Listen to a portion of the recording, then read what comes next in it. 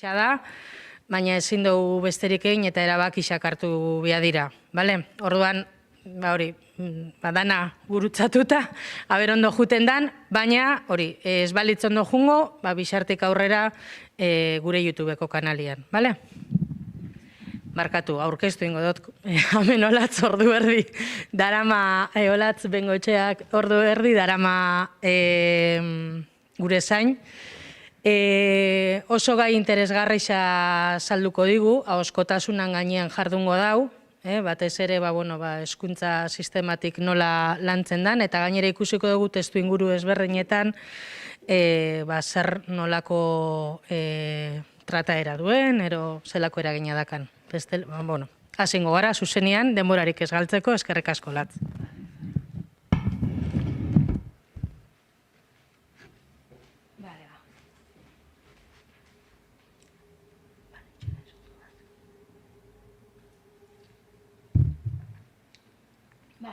Kaixo guztioi, aurrez zaudetenoi, eta baita ere pantailan bestaldean zaudetenoi, eta eskerrak eman aukera matagatik eza gaur hemen baitzalditxo hau eskaintzeko.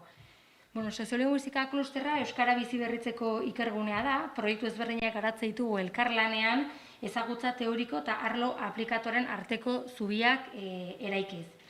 Urte batzuk, badaramatzagu, ahozko hizkuntzarekin loturiko ikerketa proiektuak garatzen eta ikastetxeekin lanean, metodologia ezberdinak frogatuz, prestakuntza eskainiz eta behaketak eginez, beraz, gaiarekiko interesa, ahozkoarekiko interesa aspalditik dator. Baina, gaur egun, oraindik eta garrantzizkoago edo lehentasunezkoago bihurtu zaigu, COVID-19ak Euskararen sozializazioan izaten ari den eraginagatik. Kontuan izan behar dugu, ikasle askorentzat eskola dela toki bakarra euskaraz aritzeko.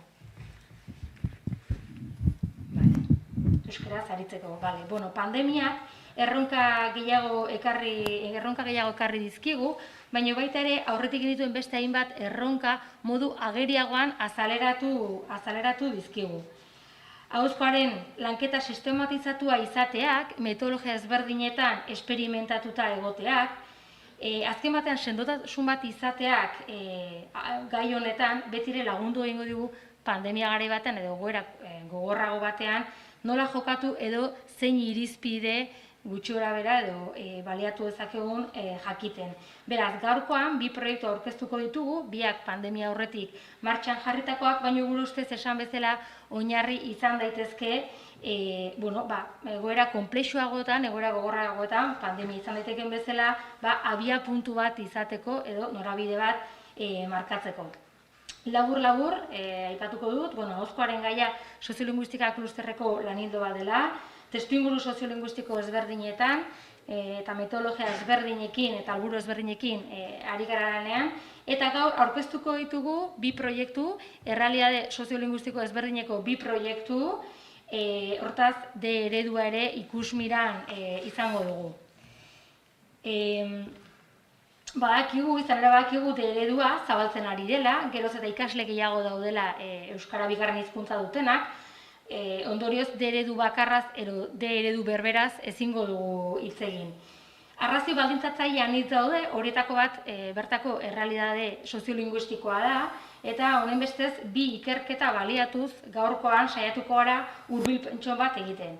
Helburua ez da inondik inorare proiektuak goitik bera aurkeztea, baina bai kokapen orokor bat egitea eta gako batzuk ateratzea. Berbekin, Bergaran berbazko komunikazioa indartzeko programa. Bergarako hiru ikastetxetan bideratu da, lehen hezkuntzan eta derrigorrezko bigarren hezkuntzan 2014 eta 2018 urteen artean. Gaur egun oraindik ere aholkularitzan jarraitzen dugu ikastetxe hauekin. Gazteen artean, euskararen erabilerak pitxin bat bera egin zuela jabetuta, Bergarako udalak kezka horretatik diagnostiko bat egin zuen, argazki sakonago bat atera nahi izan zuen, eta ikusi zen besteak beste gazteen artean euskaratik gaztelaniako jauzi hori aurreratu egin zela, bai? LH5 seigarren mailan jada aldaketa horren lehenengo zantzuak topatzen zirela. Beraz, edozein irakasle da hizkuntza irakasle oinarrizko konbentzimendu horretatik euskararen erabileran eta gaitasunan eragiteko praktika onak bilatzera abiatu ginen. Hau da, ikerketa honetan irakaslearen egiteko moduetan zentratuko gara, irakasleen egitekoak nola lagundu dezakeen gelan ahozkoen erabilera handiagoa izan dadin eta erabilera horretan nola eragin dezakegun ere hizkuntzaren gaitasunaren bai kalitatearen ikuspegitik. Hortaz, hizkuntzazkoak ez diren ikasgaiak, alegia matematika, gorputz hezkuntza, plastika, bereziki horiek izango ditugu ikusmiran. Proiektuan Ines Garzia ibili da, EHUko Ines Garzia ibili da zuzendaritza lanetan eta lehenbizik urtetan Josune Zabalare gurekin ibili zen. Proiektu hau finantziatu dute Bergarako udalak, Gipuzkoako Foru Aldundiak eta hezkuntza sailak ere bai. Beraz, aztertu nahi genuena zen, hizkuntzazkoak ez diren ikasgai horietan, esan bezala matematika, gorputz hezkuntza, naturzientziak, bai? Aztertu nahi genuen ikasgai horietan non eta nolako aukerak sortzen ziren ahozkorako eta ahozko elkarrekintzarako. Eta aukera horiek nola ustia zitezkeen euskararen favoretan, euskararen mesedetan. Proiektu honetan irakasleen prestakuntzak pisu handia izan du, guk ez dugu horretan sakonduko, baino bada adierazgarri bat proiektu honetan. Bueno, ekintza ikerketa hau 3 ikastetxeetan bideratu da, bai, behaketa bidezko metodologia baliatu da, fokua LH5 eta DBH1 jarri da, injustu ere jauze hori ematen den horretan, eta hizkuntzazkoak ez diren saioek grabatu egin genituen. Grabatu egin genituen, bertan agertzen den elkarrekintza hori aztertzeko, behatzeko eta ikusteko zein estrategia baliatzen diren ahozkoen erabilera hori bultzatu ahal izateko. Grabaketa txanda guztietan, gorputz hezkuntzako eta plastikako saioak grabatu genituen izan ere, hipotesi baten arabera, irakasgai horiek praktikoagoak ziren eta praktikoagoak zirenez, euskararen erabilera errazagoa omentzen bultzatzea saio horietan. Esan bezala, prestakuntza garrantzia handia izan du, praktikak gogoetatxo asko egin dira, bideo behaketa horiek irakaslekin batera egin dira, bai talde txikitan eta bai talde handian. Beti ere esan bezala, euskararen erabilari bultzatzeko estrategia edo praktika honen bila. Bueno, ez gara kokapenean luzatuko, bai, zuzenean ikusi eta ikasitako hainbat alderdi partekatuko ditugu zuekin.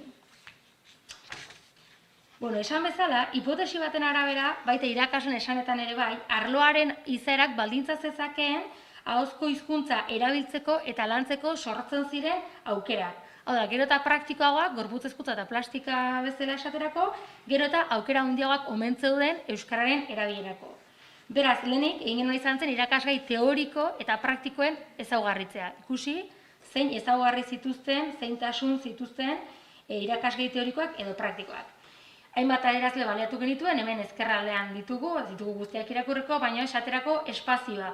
Irakasgai teorikoetan zein espazio gain jartzen da, edo batez ere zein aurkituko dugu. Irakasgai praktikoetan aldiz, nola antolatzen da espazioa. Formaltasun maila. Formaltasun maila irakasgai teorikoetan nolakoa da, eta aldiz irakasgai praktikoa nolakoain. Edo beste adibide bat izan daiteke, ikasle irakasleen arteko elkarrekintza maiztasuna nolako izan zitekeen teorikoetan edo nolakoa praktikoetan. Bueno, ezaugarri ezberdinen arabera, sailkapena egin zen, eta araberean behaketa bidez, bai, bideo bidez ikusitakoarekin osatu genuen. Behaketa bidez beste ikusi ahal izan genuen, irakasgaiak, bai, ez direla berez teorikoak edo praktikoak, esango dugu matematikako edo gorputz hezkuntzako saioak edo zein, jaiotzez, bai, kakotxen artean, ez direla teorikoak edo praktikoak. Adibidez, gorputz hezkuntzako saio diferenteak aztertu genituen, batean izaera praktikoko ezaugarriak betetzen zituen, baina beste gorputz hezkuntzako saio batean aldiz, beste irakasle batekin, izaera teorikoagoa zeukan, bai? Bat zetorren gehiago irakasgai teorikoen ezaugarriekin. Beraz, esan bezala, irakasgaiak berez, matematikak, plastika, naturzientziak ez dira teorikoak edo praktikoak, agian izan daiteke saioak berak izatea teorikoak edo praktikoak. Ondorioz, arloak edo irakasgaiak ez du baldintzatzen ahozkoaren presentzia.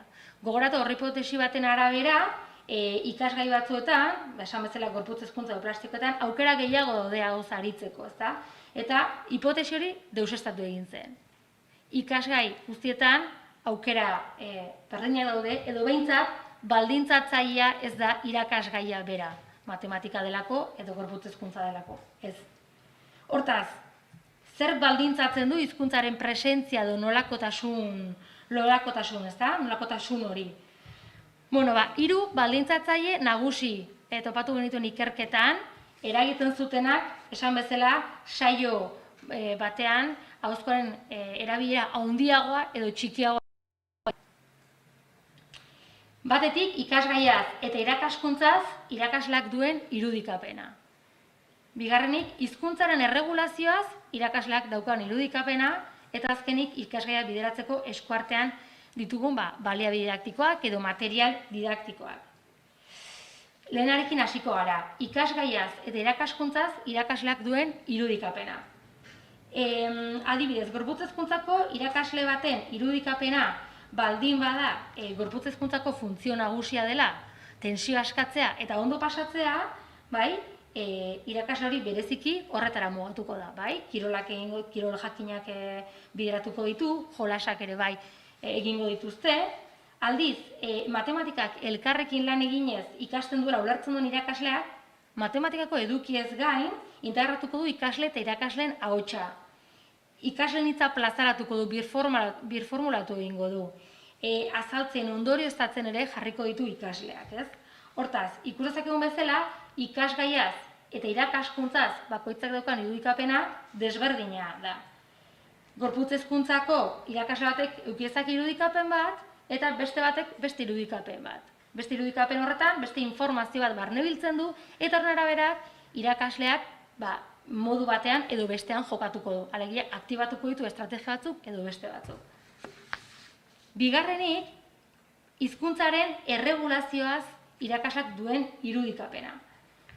Zenbaitzuk ulertuko dute edo ulertuko dugu hizkuntza erregulatzea dela, ezta, gaztelaniaz ari direnean euskeraz egiteko eskatzea. Eta eskolako hizkuntza euskara dela oroitaraztea ikaslei. Beste batzuk aldiz, barranatuta daukate bere ikasgaiaren bitartez, hizkuntzan ere trebatu daitezkela. Eta hizkuntza zenbat eta trebatu egon, irakasgaiko edukiak ere hobeto barranatuko dituztela. Kasu horretan, irakasle horrek hainbat une baliatuko ditu ikasgaiko edukiak eta hizkuntza bera hizkuntzan artean loturak egiteko. Jarduerarekin batera, hizkuntzari erreparatuko dioten konsignak emango dizkio ikasleari, irakasle horrek. Edota esaterako, irakasleak hitz egiteko espazioak prestatuko ditu modu kontziente batean irakasle horrek. Hortaz, ikus dezakegun bezala, hizkuntzaren erregulazioa, gela barruan hizkuntzaren erregulazioa ulertzeko, beraz ondorioz jokatzeko modu diferenteak daude. Eta hirugarrenik, ikasgaia bideratzeko eskuartan ditugun baliabide didaktikoak, bai. Material didaktikoak ere beti dira noski lagungarriak elkarrekintza hori bultzatzeko. Eta proiektu baten baitan, edota helburu komunikatiboak dituzten materialak, edota ahozko produkzioak egitera bideratzen dituzten material didaktikoek betire lagundu egingo digute elkarrekintza hori sortzen. Hiru baldintzatzaile hauek modu ezberdinan kombinatuz gero, irakas estilo ezberdinak lortuko ditugu, bai? Gaur ez dugu hemen honetaz sakonduko, baino hiru irakas estilo ezberdin identifikatu ditugu ahozkoaren eraginari dagokionez. Ahozkoan eragiteko hiru irakasle mota edo hiru egiteko modu diferentea. Beraz, denok ez dugu berdin eragiten, bai? Ahozkoaren ikuspegitik gela barruan. Baina, hiru irakas estiloien azalpena, beste baterako utziko dugu. Besterik gabe esan, eskola barruan ahozkoaren erabilera bultzatzeko edo elkarrekintza egoerak sortu nahi baditugu, gomendio bezala, gonbita bezala, Josune Zabalaren liburua irakurtzera, ahozko komunikazio irakastea, norabide bat ahozko hizkuntzaren argitan, bertan elkarrekintza diseinatzeko hainbat gomendio ikusiko ditugu, hainbat estrategia, elkarrekintza saioaren aurretik, elkarrekintza momentuan eta ondoren kontuan hartzekoa. Eta, lehen zatia iste aldera, esan nahiko nuke, oraintxe gara injustu ere, antzeko testuinguru soziolinguistikoetan prestakuntza eskaintzen elkarrekintzaren inguruan, hau da, DBH-ko irakaslekin, grabaketak egin, behatu hizkuntzaren edo ahozkoaren presentzia zenbatekoa den, nolakoa den, nola bultzatu daiteken gehiago, eta prestakuntzak ematen digun esperientzia eta ikasketa horretatik eta ikerketatik mezu labur bat eman nahiko nuke. Testuinguru soziolinguistiko hauetan, espero da ikasleen euskarazko gaitasuna handia izatea, bai? Eta hala da, askotan. Horregatik garrantzitsua da ikaslei erabiltzen irakastea. Gaitasuna hori, bai, erabilerara pasatu behar dugu, praktikara pasatu behar dugu, ahozkora behar dugu. Ahozkoa ere oso mundu zabala da, eta bere zailtasunak ere baditu. Orduan, aprobetxatu behar dugu, gaitasun hori izanik, esan bezala ahozko produkzioan erabilera horretan jarri behar ditugu, eta erabilera horretan trebatu behar ditugu ikasleak. Egunero saio bakoitza aukera bat da ikasle horientzat, bai, kontuan hartu behar dugu. Egunero aukera bat daukate. Orduan, testuinguru honetan bereziki hori bultzatu nahiko nuke, edo azpimarratu nahiko nuke. Ahozkoa erabiltzen, kakotxen artean, trebatu egin behar ditugula.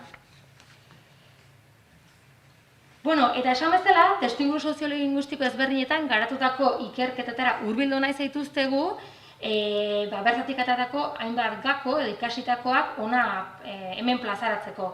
Beraz, Bergaratik bagoaz Barakaldo eta Muskiz aldera, bai? Berbalapiko proiektura. Berbalapiko proiektua 2017 bukaeran hasi genuen, gaur egun oraindik ere martxan jarraitzen dugu, eta Ueziko Mikel Ikertaldeko Idurre Alonsorekin eta Gurtzane Azpeitiarekin ari gara zuzendaritza lanean eta landa lanean.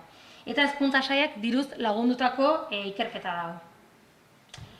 Ikusita arroko datuetan esaterako, geroz eta gehiago direla euskarazko konpetentzian hasierako maila dauden ikasleak, gogoratu dezagun, hasierako maila, erdi maila eta maila aurreratu daukagula, ez? Orduan, ikusita geroz eta ikasle gehiago daudela arroko datuen arabera, hasierako mailan dauden ikasleak, kezka horretatik oso gune soziolinguistiko arraldunetan kokatutako ikastetxetan ikerketa egiteko eskatu ziguten.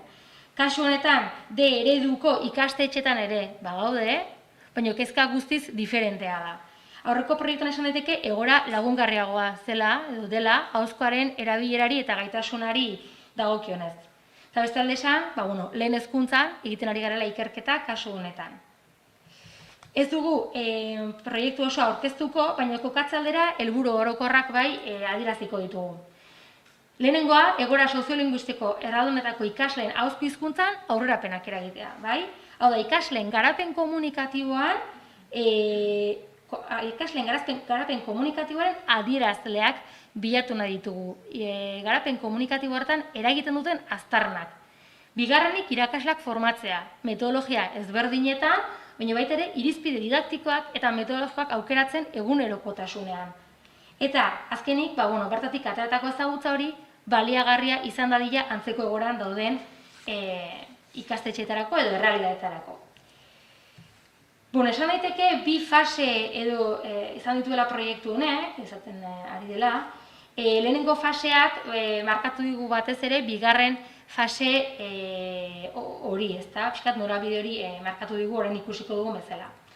Lehenengo fasean, batetik diagnostiko sakon bat egin genuen, eta bigarrenik gela barruan ahozkoa lantzeko lehen metodologia esperimentatu genuen. Diagnostikoa, labur aipatuko dut. Datu base ezberdinak baliatu ditugu, galdetegiak pasa dira, irakasleak egunerokotasunean ahozkoa nola lantzen duen idatziz jaso genuen, elkarrizketak egin genituen, ikasleen ahozko ekoizpenak jaso eta horiek aztertu genituen diagnostikoa egiteko, eta baita ere gelan erabiltzen ziren hainbat material didaktiko. Bigarrenik, lehen fase honetan esan bezala, ahozkoa lantzeko lehen metodologia esperimentatu genuen eta egokitu genuen, sekuentzia didaktikoa.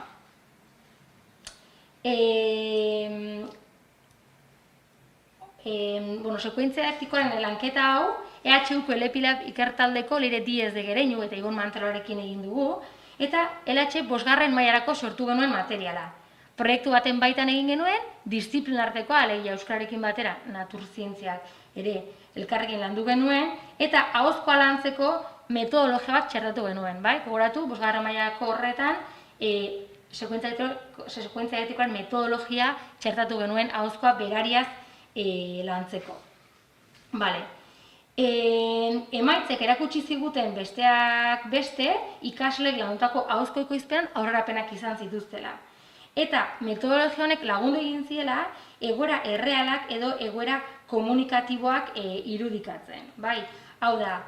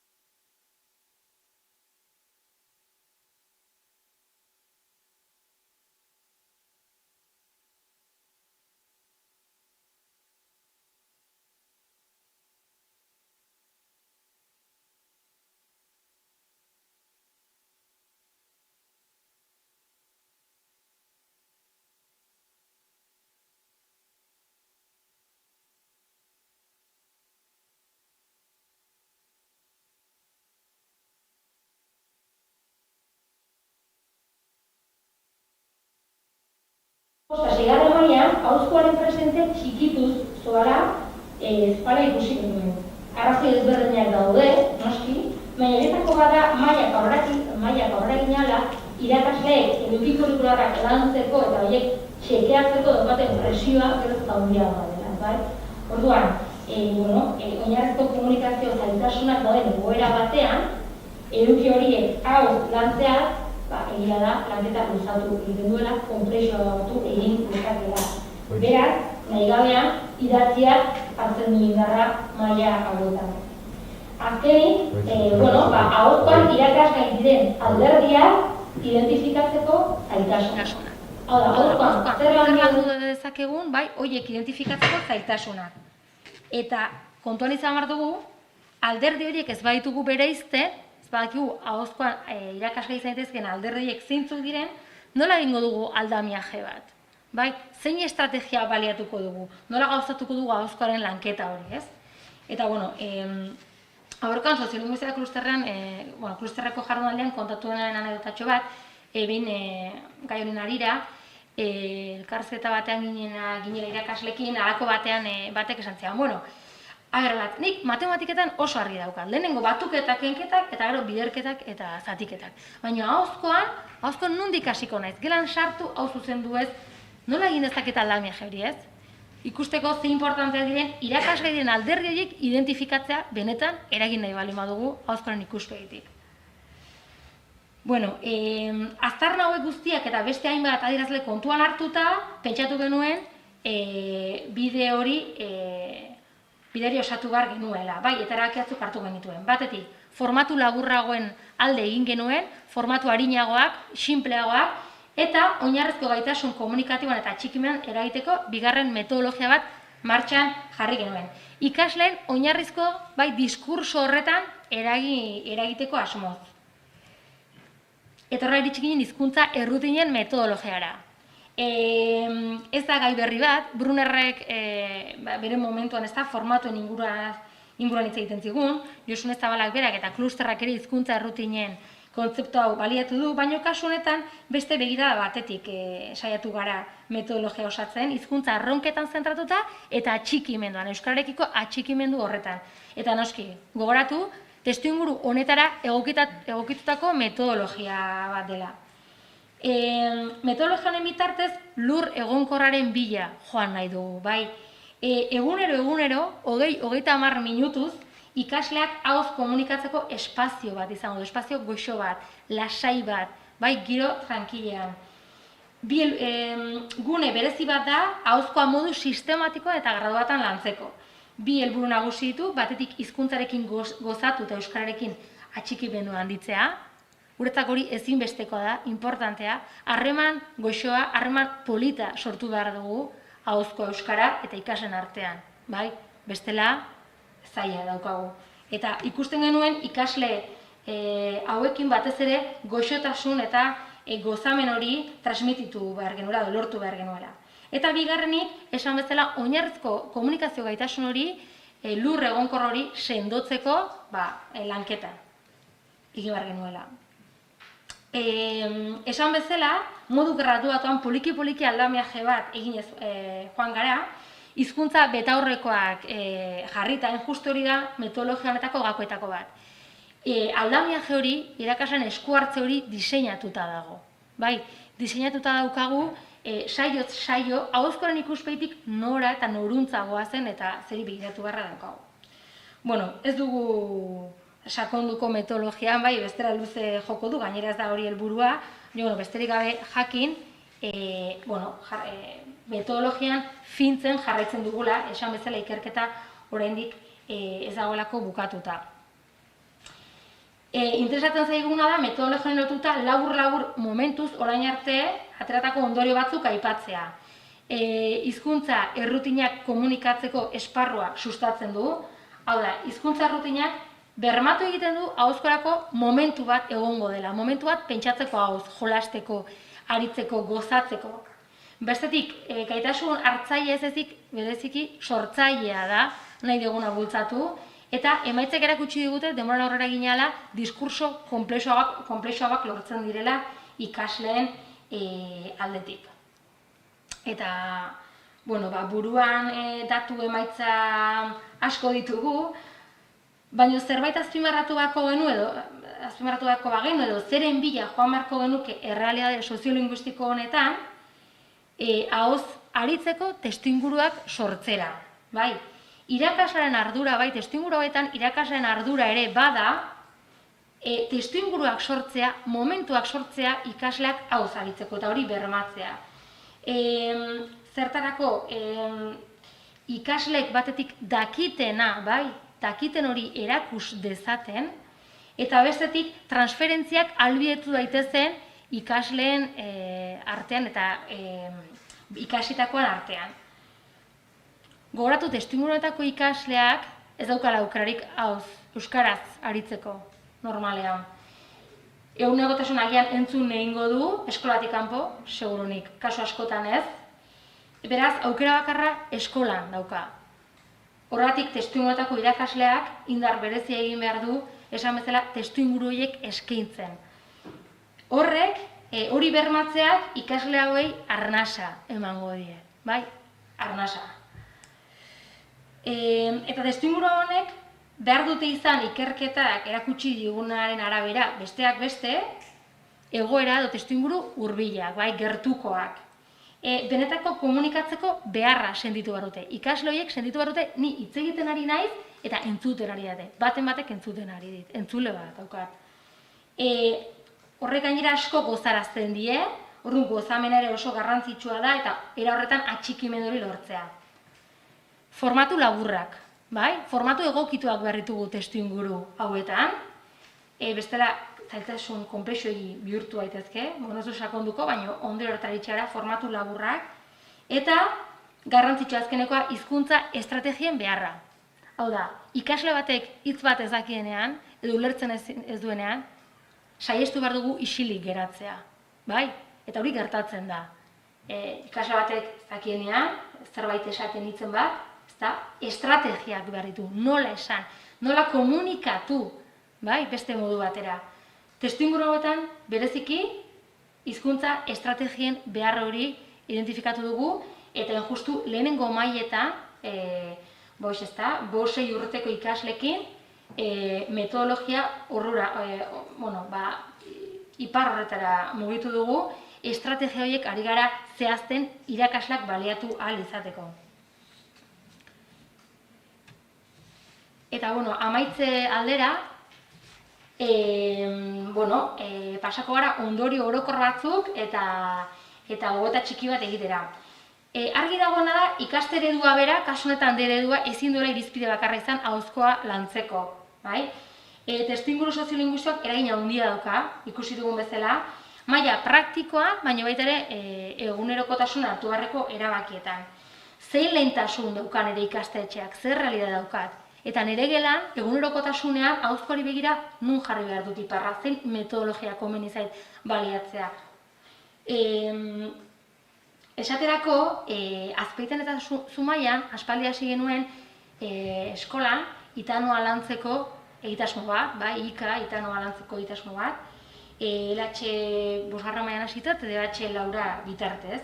Honekin erakutsi nahi dizuena da, esparru asko daudela eragiteko ahozkoan, eta testuinguru soziolinguistiko bakoitzak bere lehentasunak markatu behar dituela. Baina, bai bakiguna da guztietan eragin barra daukagula, testuinguru guztietan, lehentasunak lehentasun.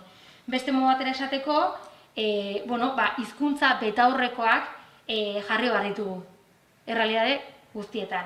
Ahozkoan eragingo duten hizkuntza betaurrekoak, irakaslea askotan hori izaten diet, zuek beti hizkuntza betarroak eraman behar dituzue poltsikoan. Gero, errealitate soziolinguistikoan arabera, graduazioa aldatu egingo dugu, baina beti hizkuntza betarrokoak. Bermatu egin behar dugu, ziurtatu egin behar dugu, ikaslek astez aste, ahoz garapen bat izaten ari direla. Hori gure esku dago neurri handi batean. Eta horretarako, sistematizazioa, ahozkoaren lanketaren sistematizazioa ezinbestekoa da. Prestakuntza jarraituen alde egiten dugu, arnas luzeko prestakuntzen alde, eta ahozkoan ezin dugu piragoan joan, bakarrik, euskara hizkuntza gutxitua daukagu, eta gainera eskolan bereziki idatziak oraindik ere indarra handia dauka. Ahozkoan arraunean joan behar dugu, guztiok elkarrekin. Guztiok elkarrekin indarra eginez.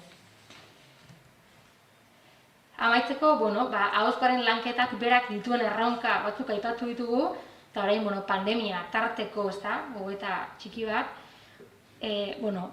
Aurreko urtean, hau badakigu, martxoan aurrez aurreko jarduerak eten zirela, oso momentu gogorra izan zela, ikasle asko euskarazko inolako input gabe geratu ziren, inolako inputik gabe.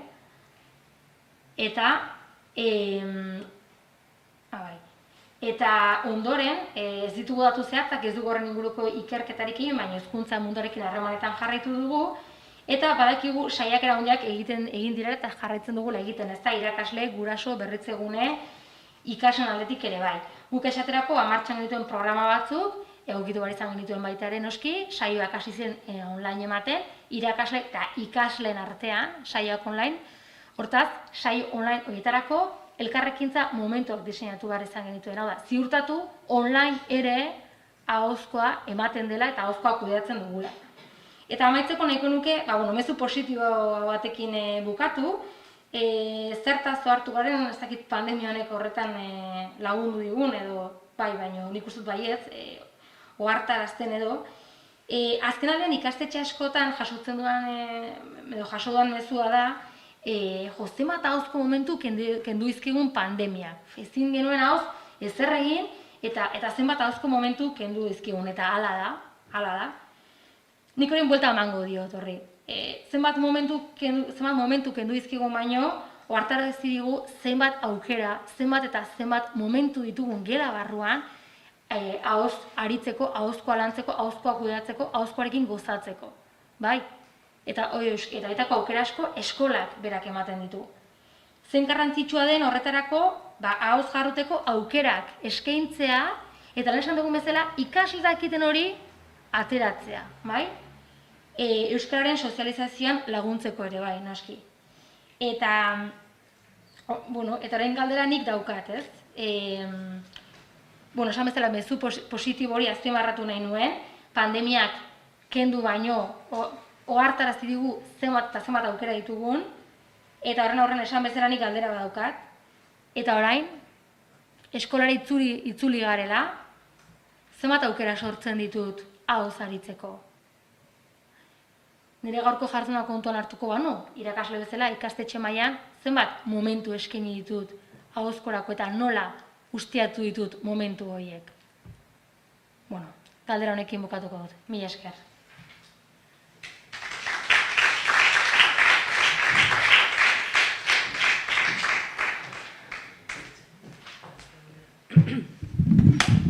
No, hau hartzen dut, oin bai gauzelako emititzen, hau ere entzuteko etxetik, Galderaren bat, iradokizunen bat, zeo zerramen komentatzeko, Olatzi galdetzeko, eskerrik asko Olatz, zelako aurkezpen txukuna. Txatian ere badakagu, baina, bueno, 74 lagun zeuden, jauzi aurretik. Gure YouTubeko kanalian oino 30 gora bai, baina, bueno, erdixa bidian gelitzu jakuz. Orduan, ez dakitxe malen, txatian, ez. Amen, zeo zer? Bueno, nik uste dute hausnartzeko eta pentsatzeko gauza asko bai gelitzu zaizkigula eta gerora ebe etorreko zaizkigula galderak. Eskerrik asko Latz.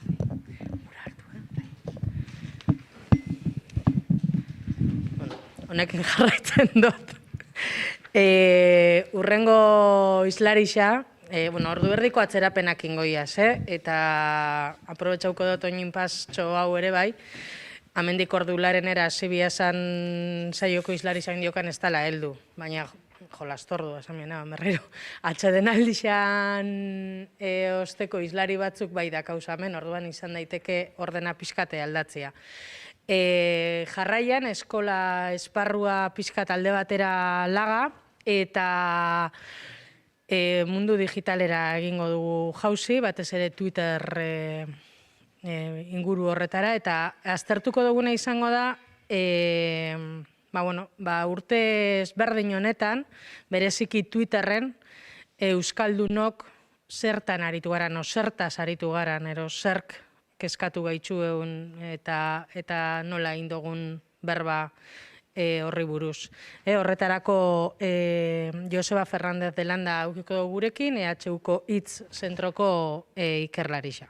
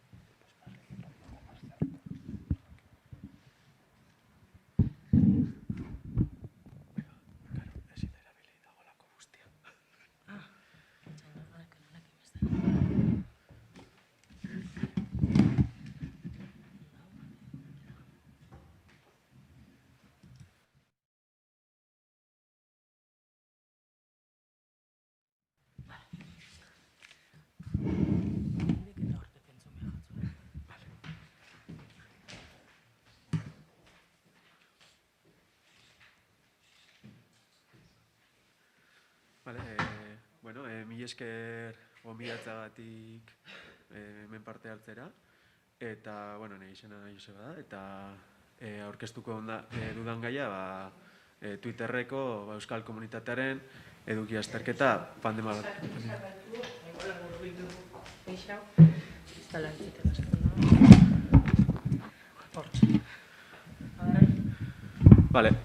Esan bezala, aurkeztuko dudan gaia, Twitterreko euskal komunitatearen eduki azterketa pandemia garaian, nolabait sare sozialek, esparru sozial berri bat sortu dute, harremantzeko modu berriak sortu dira, eta honekin batea ere ikerketako esparru berriak sortu zaizkigu. Pandemiak harremantzeko modu berria areagotu du, eta gizarte ikerkuntzarako datu kantitate erraldoiak eman dizkigu. Eta aipatzeko ere euskal komunitatea, naiz eta mundu mailan komunitate txikia den, kriston datu pila daude sare sozial honetan.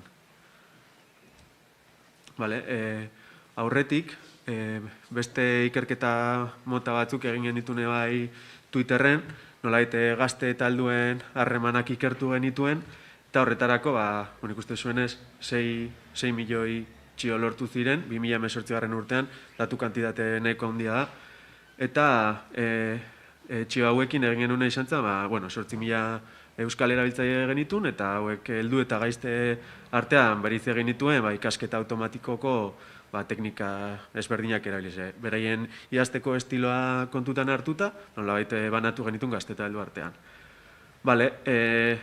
Nolabait ikerketa horren ondoriak izan zian, komunitate ezberdinak altzia latera retweetetan oinarrituta, eta nolabait helduek edo harremantzen ziela politika eta aktualitate komunitatetan. Ez dakite ikusi daiteke, baina hori eskera bertzalea, albiste aktualitateak, euskara, musika eta gure esku dago, euskal txolare, hori helduena.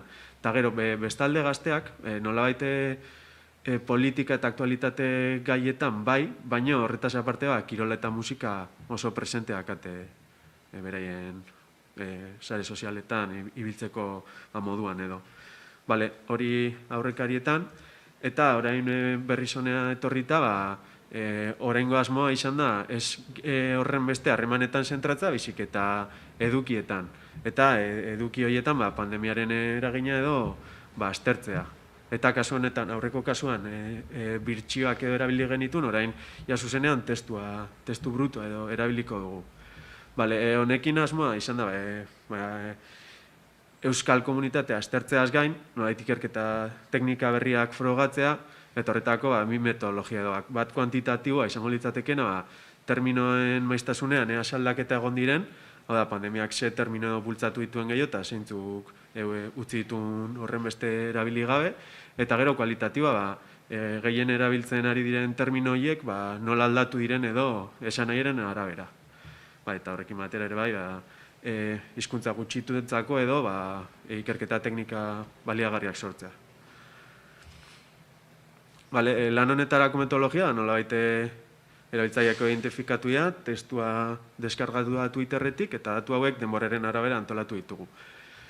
Gero, terminoak nola moldatzen jundiren ikusteko, ze termino izan diren gehien erabiltzen direna, zeintzuk gutxiago, eta gero gehien erabili diren hauetan, nolabait metodo kualitatiboaren bitartez, esanahia edo, esanahien aldaketa edo topatzea. Datu bilketarako, 2019-2021 urte arteko bilketa eginda, eta 8 milioi txio lortu dira, 10.000 euskal erabiltzailerenak. Behin txio hauek lortuta, 5 momentu ezberdinetan banatu ditugu, nolabait tendentzia hori ikusi ahal izateko, 0. momentua edo, 2000. urte aurrekoa izango litzateke, nolabait 2019 iraila, 2019 abenduaren 31 arte. Gero, konfinamendu 2020tik konfinamendu aurreko garaia lehenengo momentuan, 2. momentuan nolabait zentroan edo kokatuko genuken momentua konfinamendua bera, 3. momentua konfinamendua amaitu zenetik nolabait 2. alarma egoerara arte edo, normalitate berria edo ditugu hau, eta azkeneko momentua, 4. 2. alarma egoeratik, aurtengo urtarria bukaerara arte. Hemen ikusi dezakezue, txioak eta birtxioen testuak erabili dela, eta volumena nahiko handia dela. Nolabait testuetan edo edukietan ze aldaketa edo eman diren ikusteko, nolabait terminoen maiztasunean aldakortasunak nahi genitun ikertu edo. Eta honetarako, termino guztiak, termino bakoitzeko, momentu bakoitzean, zenbat aipatua izan den edo kalkulatu da. Hemen adibide hauetan ikusi daiteke, adibidez autobusa, 0. momentuan nahiko aipatua izan zela, eta nolabait beranzko joera badaka, baina piko batzuk ikusten dira hor. Eta benetan joera beranzkorra edo goranzkorra den ikusteko, aplikatzen dugu erregresio lineala. Ikusten duzuen formula hori, erregresio lineala honek egiten duen bakarra da, pikoen edo bataz besteko hori atera, eta joera kalkulatu beranzkoa edo goranzkoa den. Hau erabili dugu nolabait gure korpusean agertzen diren termino guztiak, milioika termino dauzkagu, eta horietako bakoitzeko malda hau kalkulatu dugu. Eta guztiak ordenatu egin ditugu. Ikusten zuen hemen, hauek emojiak izan dira, eta emojiak ere kontatu ditugu. Beranzko joera da gutxiago hitz egin dela, eta goranzko joera gehiago, erabilia izan dela termino hori. Hemen ikusi daiteke gutxien erabiliak izan diren terminoak, edo beranzko joera handiena izan dutenak, eskubiko zutabean, eta eskerreko zutabean gehien edo joera handiena edo izan dutenak. Joera handiena izan dutenen artean, esan dezakezue, hau denok badakigu, edo ez dugu ezer berria esango. Egia dela, adibidez, daudela gauza batzuk, osasun, online, zaindu, ostalaritza, maskara, olako gauzatxoak nolabait igual ez genitunak imaginatzen, baina horreipatuak izan direna. Baina hemen nik uste garrantzitsuena izan dela bigarren zutabe hau edo ze termino ez diren horren beste erabilido zeintzuk jundiren ahazten edo alboratzen. Eta horien artean aipagarrienak edo niretzat dira adibidez hor daude batzuk politikarekin erlazionatuta, greba, feminista, altsasu, pentsio, emakume, Katalunia, eta nolabait ere bai, ekitaldi publikoekin edo nolabait nik ere erlazionatzen dut protestarekin edo erlazionatuak manifestazio, elkartasun, hitzaldi, antolatu, jardunaldi, greba, eta nolabait ikusi da plano ideologikoan indartsuak ziren terminoiek edo aspiratuta edo izkutuago edo geratu direla. Eta toki hori topatu dutela pandemiarekin erlazionatutako beste hitz horiek. Metodo kualitatiboari begira, aurrekoa kuantitatiboa zen, hau kualitatiboa, terminoen esan nahietan, terminoak nola aldatu egin diren ikusi nahi da, esan nahien arabera. Horretarako, erabiltzen dugu Word-ek teknika dela. Hitzeak proiektatzen ditugu vektore espazio batetara, eta vektore espazio hau nolabait sortzeko edo, hitzen testu inguruak erabiltzen ditugu. Hau da, gu COVID hitza egenun ezagutzen lehen, baino COVID hitza sortu zuen zientzialari batek edo, eta gero kasetariek notizietan COVID hitza sartu dute testuinguru batez lagunduta.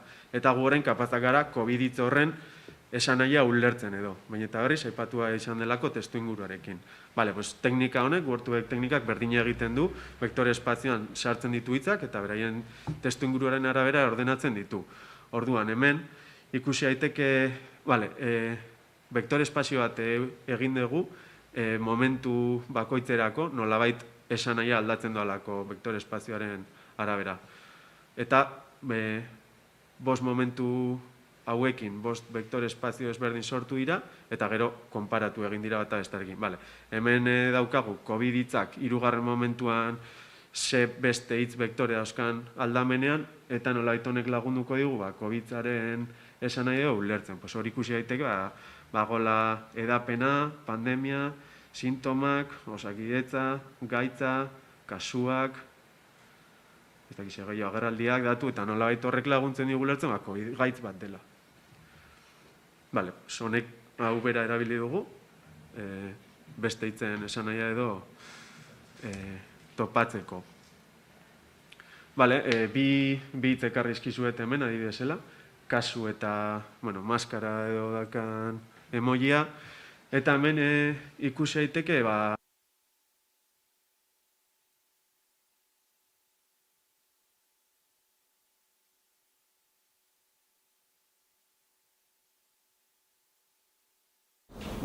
hemen ikusten da, goratzen duzue, konfinamentu gaia zela justo, gara momentu hori, eta ikusten da nolabait, kasu kasuitak adibidez, lehenengo bi momentuetan, gertaera eta denborarekin edo ikusi daukala, baina ja, bigarren momentutik aurrera, pandemiarekin guztiz erlazionatuta geratzen da.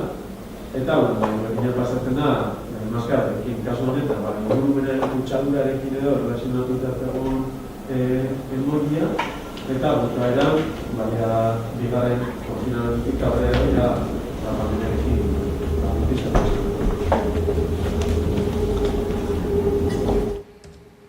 Bale, honekin guztiarekin ze ondorio atera ditugun? Nolabait gai politiko orokorretan aldaketa bat egon dela, eta nolabait lehen garrantzia zeukaten kontzeptuek utzi dute eta zentratu egin gara adibidez, egunerokotasuneko ekintzen gaineko arautzearekin, edo maskara erabiltzea, ostalaritza nola ibili behar garen, mugimenduak eta hori guztia. Eta azkenik ere, hitzen esan nahian ere, ikusi eginda aldakortasunak eman direla eta honek laguntzen digu lertzen, nolait pandemiaren eragina oso fuerta izan dela. Hitzak aldatzera arte eragin duelako. Eta hau da dena.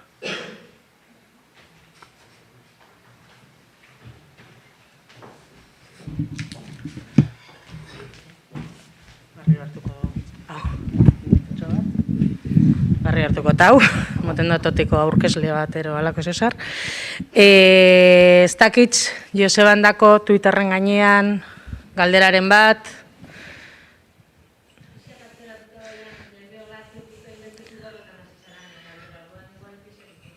Bale, bizen bitxartian igual olatzi egindako galdera botako digu malenek, amendik, handa osenak ere entzuteko, eta gero olatzi pasa.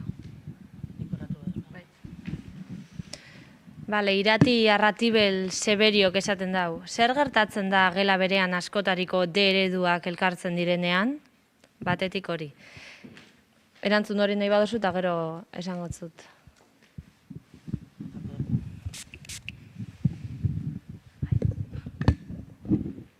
Bai, nik uste dut hori errealitate bat dela, kasu askotan gertatzen dela, eta hori kontziente izan da uste dut importantea dela ikastetxe bezala erabakiak hartzea.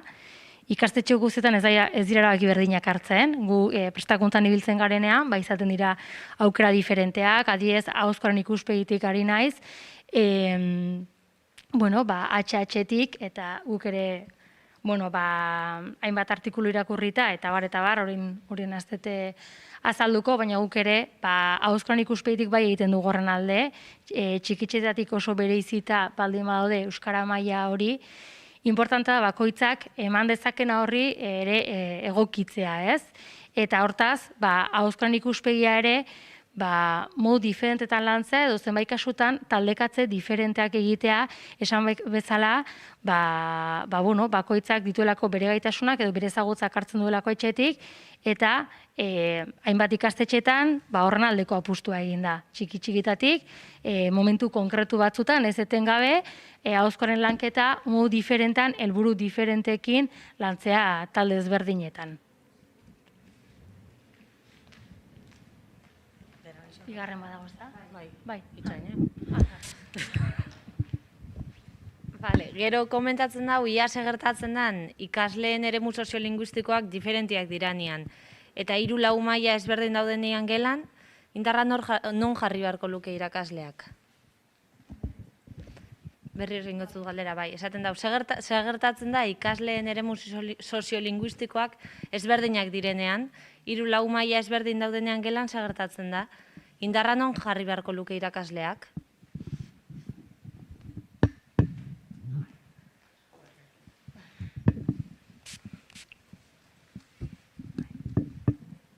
Nik uste dut hori galdera batera erantzuteko oso zaila dela ezinezkoa, testuingura hobeto ezagutu beharko genuke, gainera ezagu erantzun bakar bat.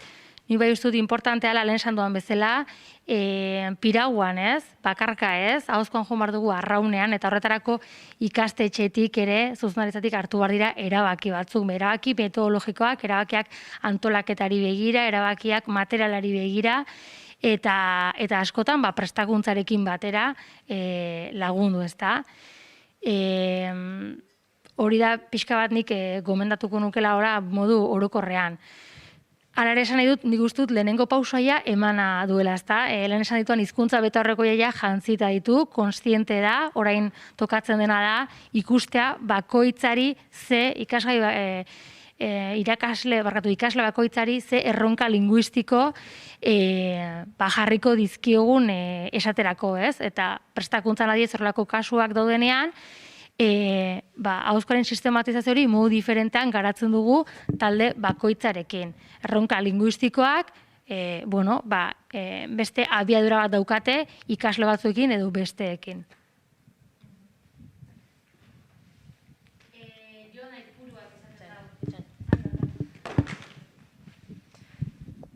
Galdera hau baina... Bai, igual bai.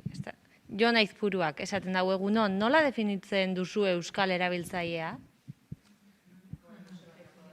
Bai.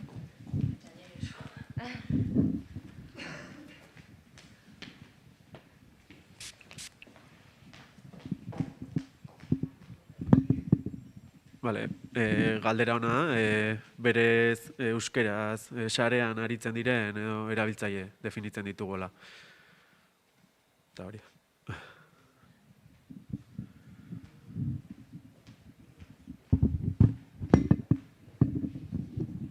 Bale, eskerrik asko Joseba, eskerrik asko galderak bota dituzu honoi bebai.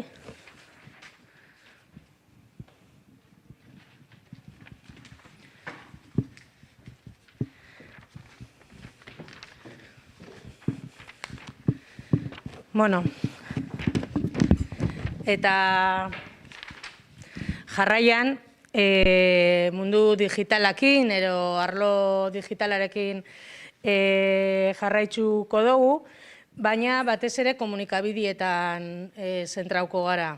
Kasu honetan, aztertzia ero begiratzia nahi duguna da, bereziki urte honetan zer nolako ibilbidea eukideben euskarazko komunikabideek, libe mimentza eukiko dugu, horren gainean berba itxoko, bera euskal edabideen behategiko koordinatzailea da, eta beste gai batzuen artean, Instagram, Netflix, WhatsApp, eta gu hor euskaldunon nun gauden, nun gelditzen garan ere,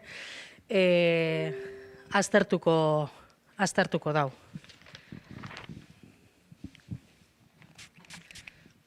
Bide batez, aprobetxauko dut esateko, liberen hitzaldixan ostian, atsedenalditxo bat egingo dugula,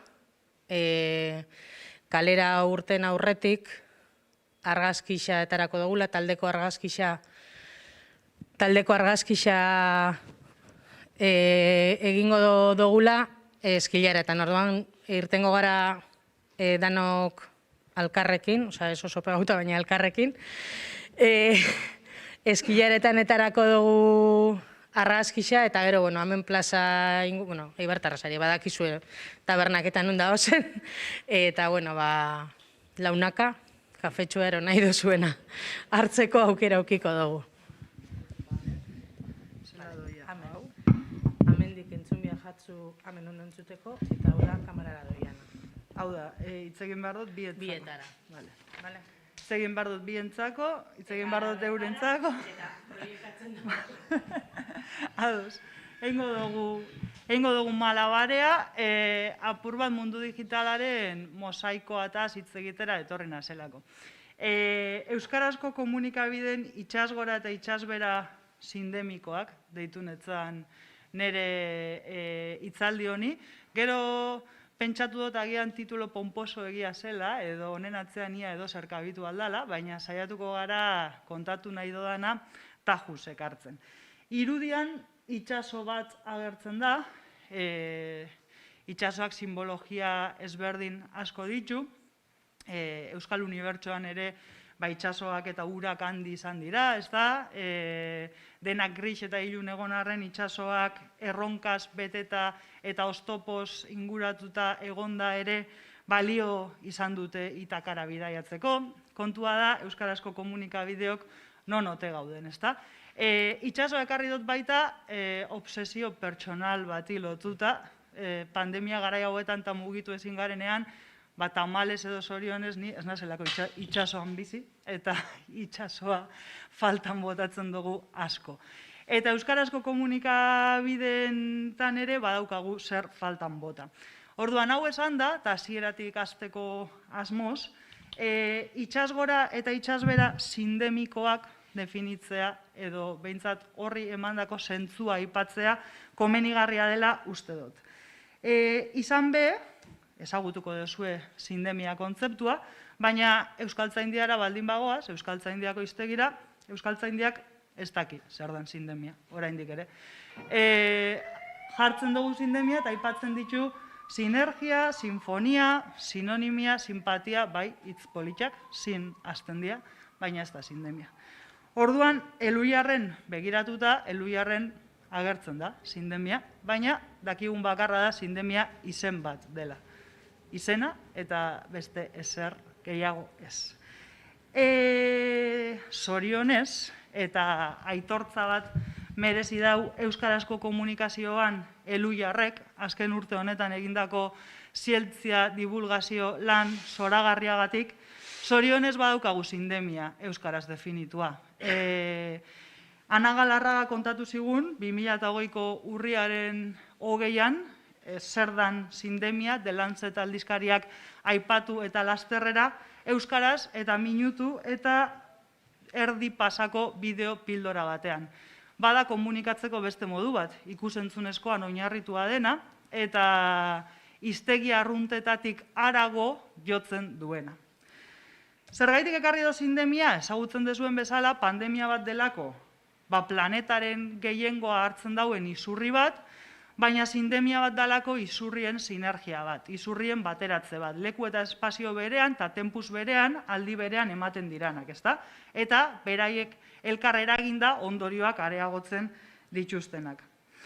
Zer gertatzen da izurria, gaixotasuna, COVID-a, koronavirusa ekartzen baldin badugu komunikabidetara, ekartzen baldin badugu komunikaziora.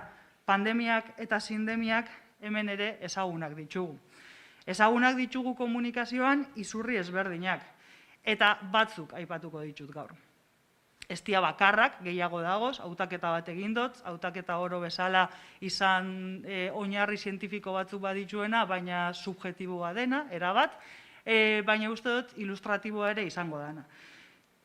Komunikabideen munduan bada gertaera bat, dena hankaz gora jartzera etorri izana, eta da digitalizazioa. Digitalizazioak hankaz gora jarri zituen, ditu eta jarriko ditu, bai ekoizpen bitartekoak, nola egiten den komunikazioa bera, hasi mikrofono, idazmakina, ordenagailu, konektatutako telefono edo smartphone bidezko zuzeneko eta araño, eta baita ere kontsumitzeko iturak, ezta?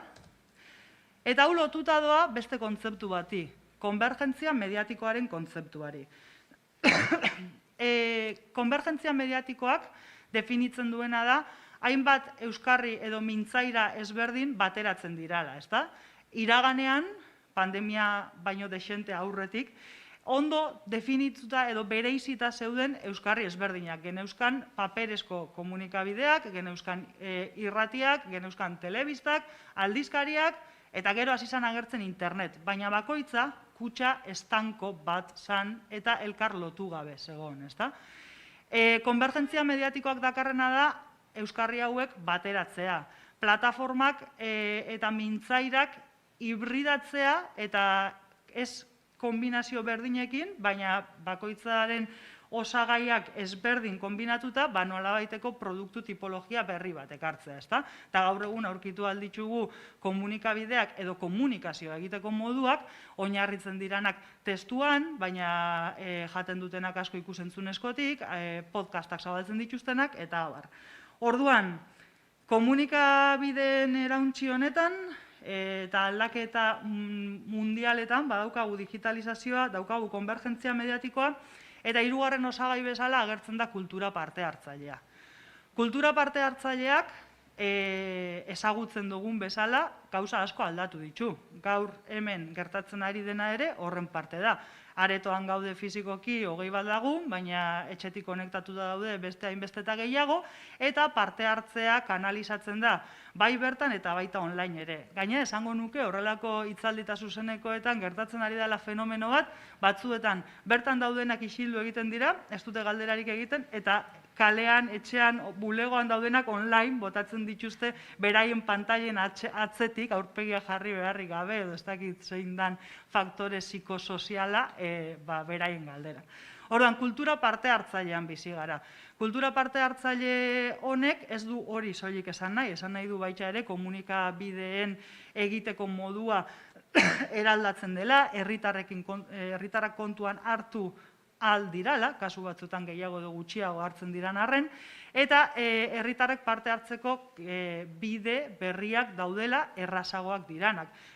Inoiz baino errazagoa da montatzea kontsulta vinkulante bat. Eta egunen baten iritsiko gara, gaur egun oraindik ere zientzia fikzioa ematen dau, adibidez, iragane asteburuko Durangoko galdeketaren irudiak ikusterakoan ikusten dugu ohiko bosketa bat, ezta, boskalekuekin, paperak, ilarak, eta niko handi pentsatzen dut, benetan, 2021, digitalizazioa horren zabaldua, tresnak horren beste, ez dugu garatuko hau egiteko beste modu bat. Zientzia fikzioa izango da oraindik ere kultura parte hartzaileari kanalizazio digital bat ematea? Bueno, momentuz, bai. Kultura parte hartzaile horren zati bat hartu dugu, baina beste zati batean ibilbide handia daukagu egiteko, ezta? Badago beste faktore bat, eta da krisia. Hasieran jarri naban, oain konturatu naiz, apur bat distortzionatu dago irudia, ezta? Baina, bueno. Nik ondo ikusten dut. Hasieran jarri naban krisi ekonomikoa bakarrik. Eta gero gehitu dizkiot beste kapa batzuk. Krisi ekonomikoak zeresan handia eukin dau denon bizitzetan, baina zeresan handia eukin dau komunikabideen sektorean.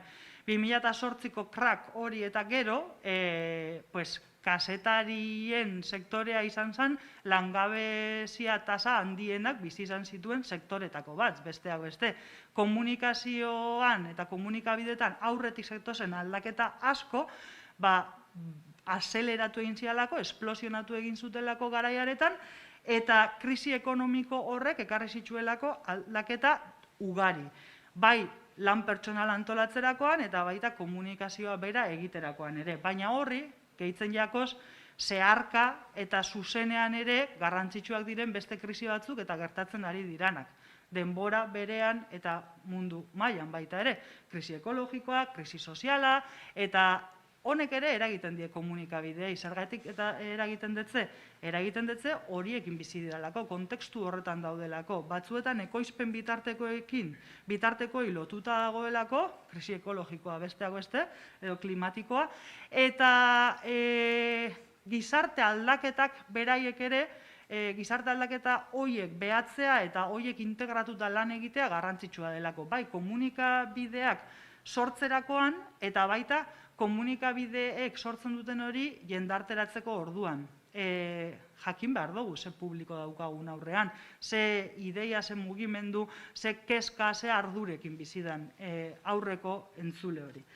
Eta azken elementua, ekarri dudana, bospetalo lore honetara, da negozio eredua.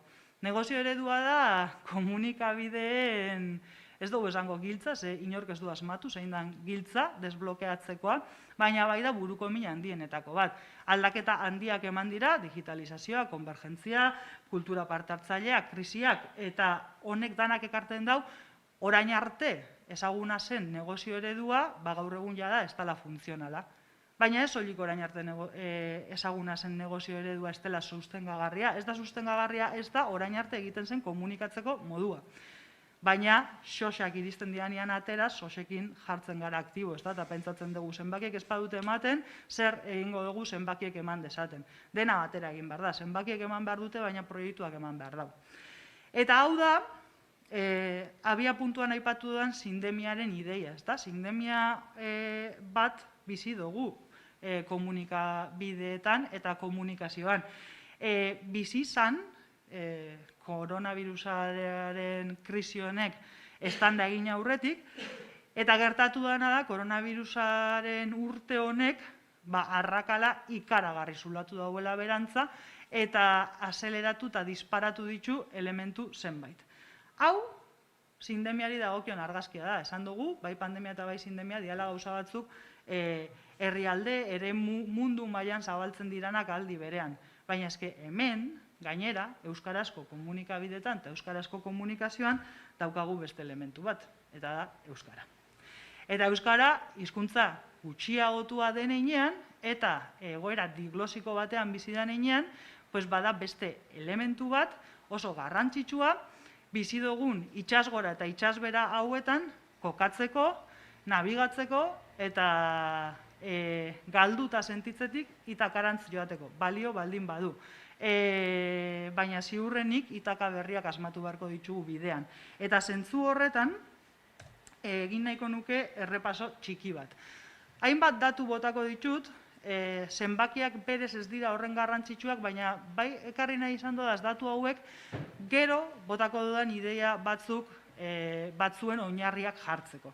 Orduan, zein da testuingurua? Bizi dugun testuingurua da gaur eguneko ekosistema mediatikoa. Eta ekosistema mediatiko horretan gauza asko gertatzen dira. Eta gertatzen den gauzetako bat, grafikok ikusita da, irudian daukagun hau. Minutu ero interneten gertatzen diren gauzak. Minutu ero, 60 segunduro, edo 60 segundutan, datuek diote, 350.000 story sortzen direla Instagramen, 157.000 argazki partekatzen direla Facebooken, 500 ordu bideo igotzen direla YouTubera, 52 milioi mezu bidaltzen direla WhatsApp bidez, Zoom bidez konektatzen dela 200.000 pertsona, eta Netflix bidez ikusten direla 404.000 bideo ordu streamingez. Bale, mundu osoan, hau da pastel osoa, eta ez da osoa ere, ze datu hauek beraien falta edo izango dute. Baina, hau da minutu ero gertatzen dena interneten, eta itsaso honetan kokatzea dagokigu guri ere. Euskarazko komunikabideoi, euskarazko komunikazioari eta euskaldunoi oro har. Euskal herritar oro ere input eta inpaktu mediatiko hauekin guztiekin bizi garelako inguratuta eta lotuta baita ere.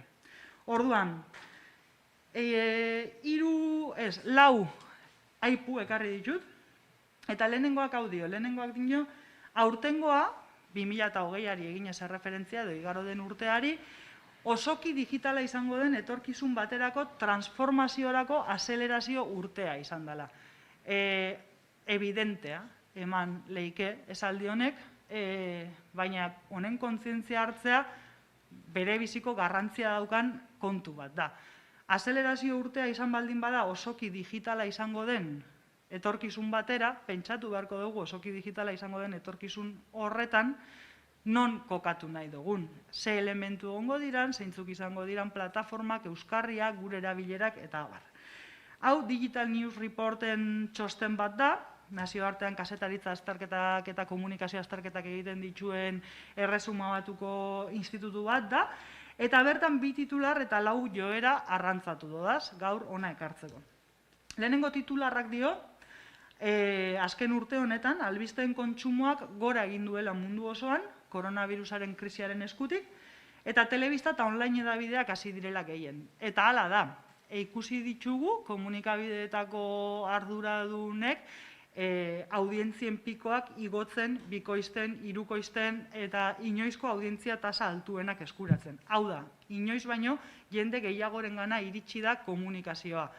Zentzua daukan kontu bat da, estanda egin dauelako gure bizitzetan lehenbizikoz gertatzen zen gertaera honek hasiera baten ez genekienak zer kristozan, eta galdera hori izan hasieran, ez da, zer arraio gertatzen ari da. Eta orduan, non eskuratuko dituzu erantzunak? Erantzunak eskuratuko dituzu, edo saiatuko zara eskuratzen komunikabideetan. Edo, ez soilik komunikabideetan. Zeia gauza batzuk, elementu batzuk, protagonista batzuk aldatzen hasi dira. Telebista ikusi izan asko, joerak esaten zutena baino gehiago, zuzeneko informatibo horietara konektatu zelako jendea, aitortuz fidagarritasun bat eta lehen iturrien informazioa bertan egongo zala, batez ere komunikabide publikoetan ikusi izan tendentzia hau, eta online komunikabideak igo ziren ikaragarri. Baina horrekin batera, sare sozialen erabilera hasi izan nabarmen, eta ez sare sozialen erabilera denbora pasarako, soilik. Sare sozialen erabilera baita informatzeko ere.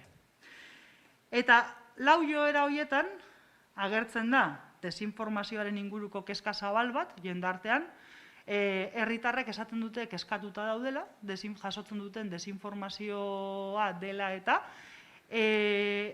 hemen, hau nere iritzi guztiz pertsonala da, baina esango nuke euskarazko komunikabideok aukera bat daukagula. Gure desinformatzeko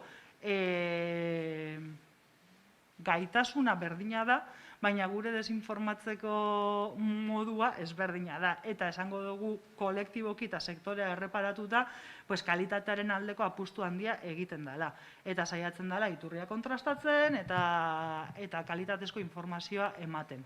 Naiz eta hortik elementu batzuk badiren beste bide batzuk ere hartu izan dituztenak. Desinformazioan aipatzen den kontu bat da, jendeak eskatuta dagola, baina galdetzen jakenean, ea, ze euskarritan sentitzen duten desinformazio gehiago aurkitzen dutela, fake news edo albiste faltsu gehiago aurkitzen dituztela, esaten dutena da, gehien bat sare sozialetan sentitzen dutela dagola albiste faltsuen kantitatea, ez da? Ez horren beste albiste atarietan, ez horren beste WhatsApp edo mesularitza bidezko zerbitzuetan, eta ez horren beste bilatzaileetan. Kontzeptua nahasgarria da, kasu batzuetan eduki berdina batean edo bestean egon daitekelako. Baina bai da pertzepzio nagusia, jendeak uste du desinformazioa sare sozialetan dagoela.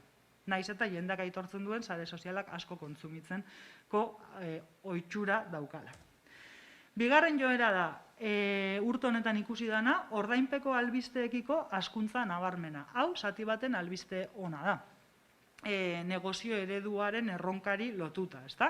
Jendea badago prest ordaintzeko, lehen baino gehiago. Hau bakuneekin gertatzen den bezala da, ezta? Urrian galdetzen dezu ea jendea bakunatzeko prest dagoen, eta emaitza da bat. Galdetzen dezuke orain dela egun gutxi, eta emaitza da bestea. Ziurrenik gaur galdetu eskero, emaitza beste bat izango litzake.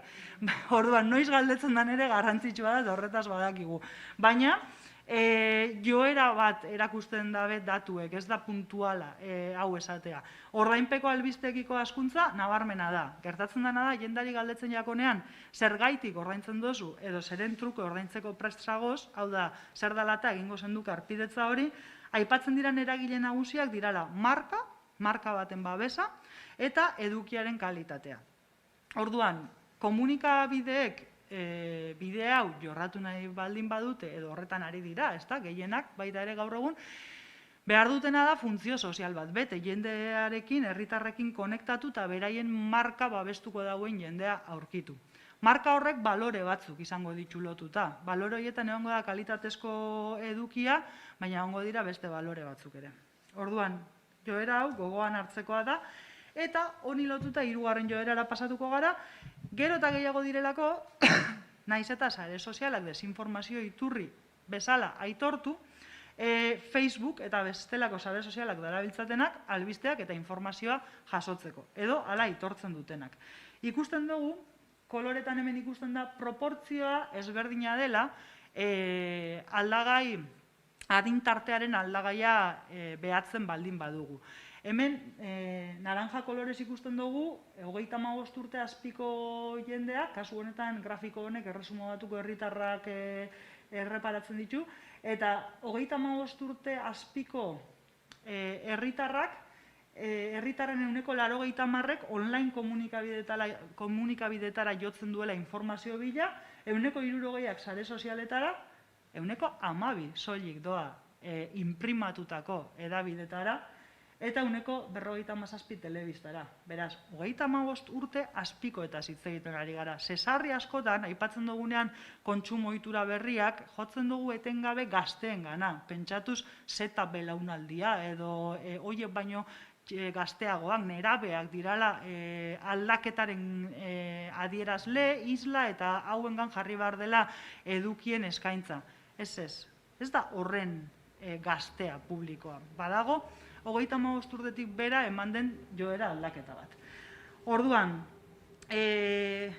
publiko orokorrari galdetzerakoan, online kontsumitzen duenean, nola kontsumitzen duen informazioa, ageri dena da, zuzenean jotzen dutela edabideen atarietara, jarrita beraien komunikabidearen izena, edo sare sozialez kontsumitzen dutela, edo bilatzaile bidez. Horiek dira 3 iturri nagusiak. Hau da publiko orokorra. Gertatzen dena da, galdera berdina eginda, kasu honetan ez da erresuma batua, da Reutersek egiten dauen 40 herrialdetako azterketa. Hau galdetzerakoan, 18 eta 24 urte bitartekoei aldea leku bakarrean dago, eta aldea da 18 eta 24 urte bitartekoek adierazten dutela online informatzen diranean, sare sozial bidez informatzen direla gehienak.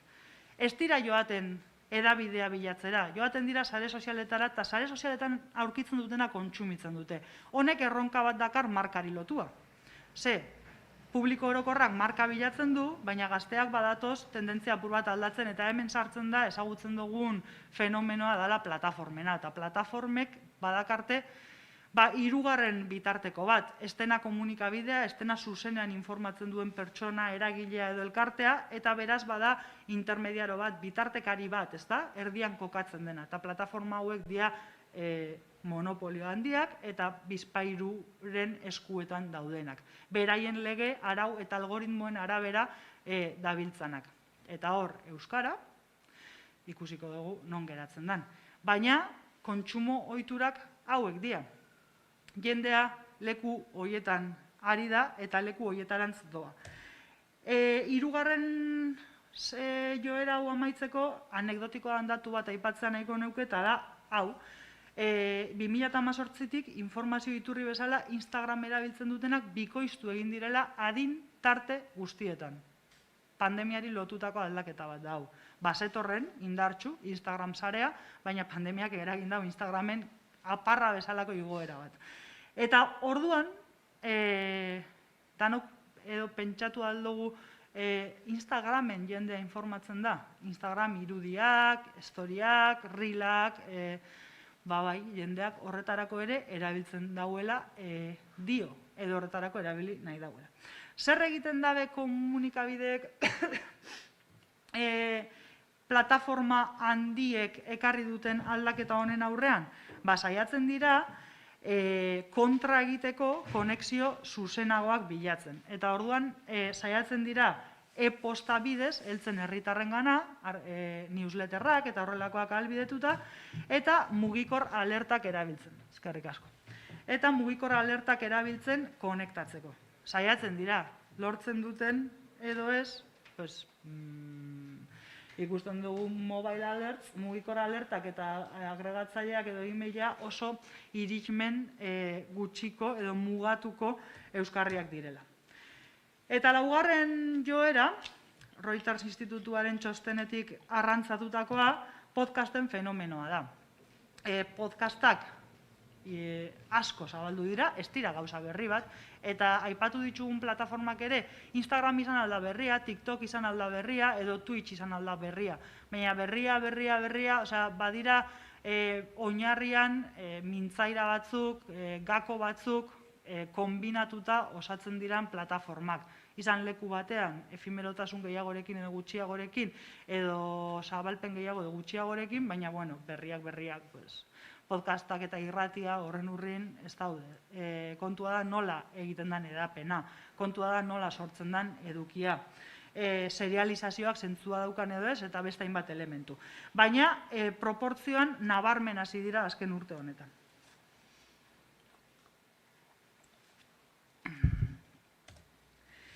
Eta bigarren aipura goaz. Bigarren aipua Comscore audientzia aztertzailearena txosten batetik hartutakoa da. Eta kasu honetan apurtxoa luzeagoa da eta horrela dio. Batzuetan historia askartu egiten da. COVID-19ak eragindako etenaldiak lan egiteko, sozializatzeko eta antolatzeko modua birdiseinatzera eraman du jendea. Lehentasun sozialak eta banakakoak berrikusiak eta birpentsatuak izaten ari dira, hutsetik. Horren guztiaren epe luzerako ondorioak ez dira ezagutuko denboraldi batez, baina ez da oso litekeena gauzak pandemia aurretik zeuden modura itzultzea. Berriz ere, aplikatu aldugu aipu hau, edonoren bizitzara, da aplikatu aldugu euskarara, komunikaziora eta komunikabidetara. Ni geratzen azken zatiarekin. Ez da oso litekeena gauza pandemia aurretik zeuden modura itzultzea. Ez da oso litekeena, eta ez dakigu zer gertatuko den etorkizunean, baina ziurrenik ez gara itzuliko. Pandemia aurretik zegoen kontekstu, ez da mediatikora ere. Orduan, txosten honetatik, arrantzatu dut askazu honetan, 5 bide posible. Ez dakigu bideek itakara eroango gaituzten, baina 5 bide posible. Ekarri ditut, itsasgora eta itsasberetan nabigatzeko. Lehenengoa da, evidentzia bat, baina evidentzia honen konstantzia lagatzea garrantzitsua da eta evidentzia honen kontzientzia hartzea ere. Beti konektatuta dagoen jendarterantz goaz. Hau lehenetzan horrela, baina beti konektatuta dagoen jendarterantz goaz. Konektatuta gaude, mugikorraren bidez batez ere, eta konektatuta gaude da baita pentsatzeko modu batean ere. Ez gara soilik bizi offline, ez gara soilik bizi areto honetan, gela honetan, ezurraragizko pertsona hauekin. Gure buruan, gure motxiletan, karga mental horren beste pasillo batean, badaramagu konexioaren karga edo konexioaren pasilloa baita da, ezta? Eta orduan beti konektatuta dagoen jendarte baterantzkoaz. Gaude hemen eta gaude plano onlinean, aldi berean. Eta gainera eskura daukagu konexioa ahalbidetzen digun gailu bat. Eta beti konektatuta dagoen jendarte baterantzkoaz, fenomeno nazioarteko baten laguntzarekin. Honek, kontzientzia honek, eragiteko eta egiteko modu bat pentsarazi beharko liguke. Bigarren joera, edo bigarren bide posiblea, da COVID-19 eta 5G. Bi gauza hauek denboran ere batera gertatzen dira. Esaten zen gainera 5G 2020an zabaltzeko ikaragarrizko asmoa zegoela, futbol txapelketa bati lotua, ez dut esango zein, ez naz kapasa esateko Eurokopa, Euroliga nazioarteko ez dakiz zer zan, baina zan futbol txapelketa bat, mundu mailakoa eta garrantzitsua, eta horren aitzakian edo laguntzarekin, bazegoen plan bat zabaltzeko estadio eta abarretan 5Garen esperimentoak eta ja honen zabalpena, eta bestela ere. 5Gak zer ekarriko dago? Ekarriko ditu bai teoria konspiratorioak, ekarriko ditu memeak, barre asko egingo dugu, eta alde edo kontra egon, edo erdibidean egon, 5Gak aldaketa bat dakar, eta batez ere dakarna da konexioaren askartzea. Horan, konexioa askartzen bada, konektatzeko gaitasun gehiago baldin badaukagu, are eta jendarte konektatua gorantz joango gara. Kotxean konektibitate gehiago ukingo dugu, etxean konektibitate gehiago ukingo dugu, bulegoetan, eta abar, ikusentzunezkoak kontsumitzeko itxaroteko abiadura murriztuko da, eta honek portaera berriak ekarriko dauz, eta negozio eredu berriak. Edo negozio eredu berriak asmatu beharra. Hirugarren joera, eta hau garrantzitsua izaten ari den aldaketa bat da, dispositiboen arteko banaketa bat ematen ari delako. Lan egiteko erabiltzen dugu ordenagailua, eta relaxerako, aisialdirako, deskonexiorako bere baitan gezur handi bat izan arren, erabiltzen dugu mugikorra. Orduan, gailu bakoitzak bere lekua hartzen dau gure bizitzetan. Mugikor bidezko kontsumoa ikaragarri hasten ari zen, 2019an eman zan gurutzaketa, hau da, mugikor bidez gehiago kontsumitzea adibidez komunikabideak ordenagailuz baino, eta orain ikaragarri azeleratu da mugikor bidezko kontsumoa, eta gauza bakoitzari emainako leku bat. Eta lan egiteko erabiltzen dugu ordenagailua eta relaxerako erabiltzen dugu mugikorra. Honek, gauzak eskaintzeko modua ere birpentsarazi beharko liguke. Non egongo da gure herritarra? Ze ordutegi da? Ze dispositibotan egongo da? Ordenagailuan egongo da?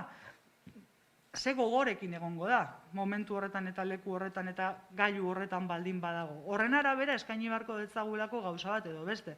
Ez da berdina pertsona bati bidaltzea, edo ikasle bati, nerabe bati bidaltzea, 40 orriko PDF bat mugikorrera edo ordenagailura. Ez da berdina dispositibora adaptatu arren bere pertzepzioa gailuarekiko ezberdina izango delako. Eta laugarren aldaketa edo bide posiblea ikusi duguna urte honetako aldaketekin izan da nola zerbait ezerezetik pasaleiken globalera. Edo triviala den kontu bat bihurtu aldan global oso aste gutxian. Adibidez, TikTokeko challenge bat. Challenge bat abiatu leike norbaitek guaneko merkatuan eta zabaldu alda mundu mailara TikTok bezalako aplikazio baten bidez oso aste gutxian edo oso egun gutxian edo oso ordu gutxitan. Jartzen badugu eremu geografikoa txikiagoan, mikroagoan begiratzen baldin badugu, Euskal Herrira ekarrita, euskaldunongana etorrita, ja euskaldunok ez baikara inoiz izan bagara eremu geografiko bati lotutako giza talde bat, fenomeno hauek ahalbidetzeko bideak edo aukerak biderkatzen dira edo biderkatu dira konektibitate honekin. Viralitatea lortzeko teoria asko dago, literatura asko dago, ez da horren erraza, batez ere lortu nahi denean, baina aukerak hor daude. Eta azken bidea, 5. bidea, da konektatutako telebista. Badator, iritsi da, konektatutako telebistaren irismena eta etxeetarako sarbidea oso handia da, eta konektatutako telebista izan aldat gailua bera delako Smart TV deitzen dena, beragia badaukalako gaitasuna konektatzeko sarera, edo Chromecast eta beste bitarteko batzuen bidez lortzen dugun konektibitatea. Honek telebista tradizionalari ere eragiten dio. Nik lehen nire haurtzaroan baldin baneuzkan dozena bat kanal eta horietatik bat euskara zan, kompetentzia handia zan, baina ez hainbeste, gaur egun daukatena da telebista bat konektatua 50 piku LTD kanaletara gehi internet bidez konektatutako sare batera. Hau da, itxaso, zabal eta unibertso multi-anitz eta eleanitz batetara. Orduan, joerakor, bideakor, eta entretenimenduan zer? Aipatu dugu, apur bat ointxe telebistari lotua. Entretenimenduan zer gertatzen da? Zer gertatzen da gure konektatutako telebista hauekin? Gertatzen dena da, apur bat desenfokatua dagoen irudian ikusten dezuena eta ziurrenik honezkero denok identifikatu dezuen elementua. Eta dia ikusentzunezko plataformak. Ikusentzunezko streaming bidezko plataformak. Grafiko honetan ikusten duguna da Googleko bilatzailean zenbat bilaketa egin diran termino hauek jarrita. Eta terminoak jarri dodazenak dira Netflix, HBO, Amazon Prime, Disney Plus eta Filmin. Orduan, jaun eta jabe den marra urdina da. Ikusten dugu denaren gainetik. Eta marra urdina da Netflix. Netflix da gaur eguneko telebista, nazioarteko telebista bat. Eta ja da norma, da erabat normatiboa. Ez soilik bere zabalpenean, baita ere, zabaltzen dauzen ikusentzunezko produktuen ideologietan ere. Eta keskatzeko bide asko dauden arren, nik gaur beste bat hartuko dut, baina kulturkolonizazio horrek ere zer pentsatu dexente ekarri beharko liguke. Orduan, hemen ikusten duguna da nola hasi ziran bilaketak pila bat. Ikusten duguna urdinez da martxoa eta da pandemia ikaragarri disparatu zen, eta beste aktoreak ere hor daude, baina gutxiago dira edo txikiagoak dira. Streaming bidezko kontsumo aldatu zen, baina 10 minutu ditudanez gauza batzuk saldatuko ditut. Beste aipu honek dio, urte honetan plataforma handiak eta sare sozialak bihurtu dirala giza sorkuntzaren ekosistema nagusi, oinarrizkoa, eta kultura digitalaren konsakrazio bat bizitzen ari garela. Kultura digitala aipatzen dugunean, aipatu nahi dugu, besteak beste, irudiari lotutako kultura bat, baina hibridoa eta nahastua dena. Eta orduan, zer nolako edukiez mintzo gara? Zer dago aurrean? Zer dago itsasgora eta itsasbehera horietan? Dagoena da, Instagram istorioak, ditugu YouTuberako diseinatutako bideoak, Netflix, Amazon eta abarretarako pelikulak, seriak, Spotifyko reproduzio zerrendak, Twitterreko ariak, podcastak, WhatsApp bidezko inkluso antzerkia eta literatura, filmineko jaialdiak eta abar. Honek, danak, dakar, dimentsio guzti eragindetzen eferbestentzia bat. Eta Euskal Herria zentzu horretan ez da irla bat, eta Euskal Hedabideak ere ez dira irla bat. Irla itxura izan aldugu, hau da irudi bat aldaketa klimatikoak eragiten dagoenean, kostalden sartzea, eta hor aldatzen denean gure Euskal Herriaren mapa hau, baina da irudi bat simbolizatzen dagoena niretzako sarri pentsatzen duguna. Euskaldunok eta euskarazko produktuak diala, ez dakit, sakratuak, puruak, eta gauzela hor babestuta eta hala jarraitu behar dugula, eta nik esaten dudana da, ezetz. Ezetz, eta hori izan baino hau bi gauza esango ditut.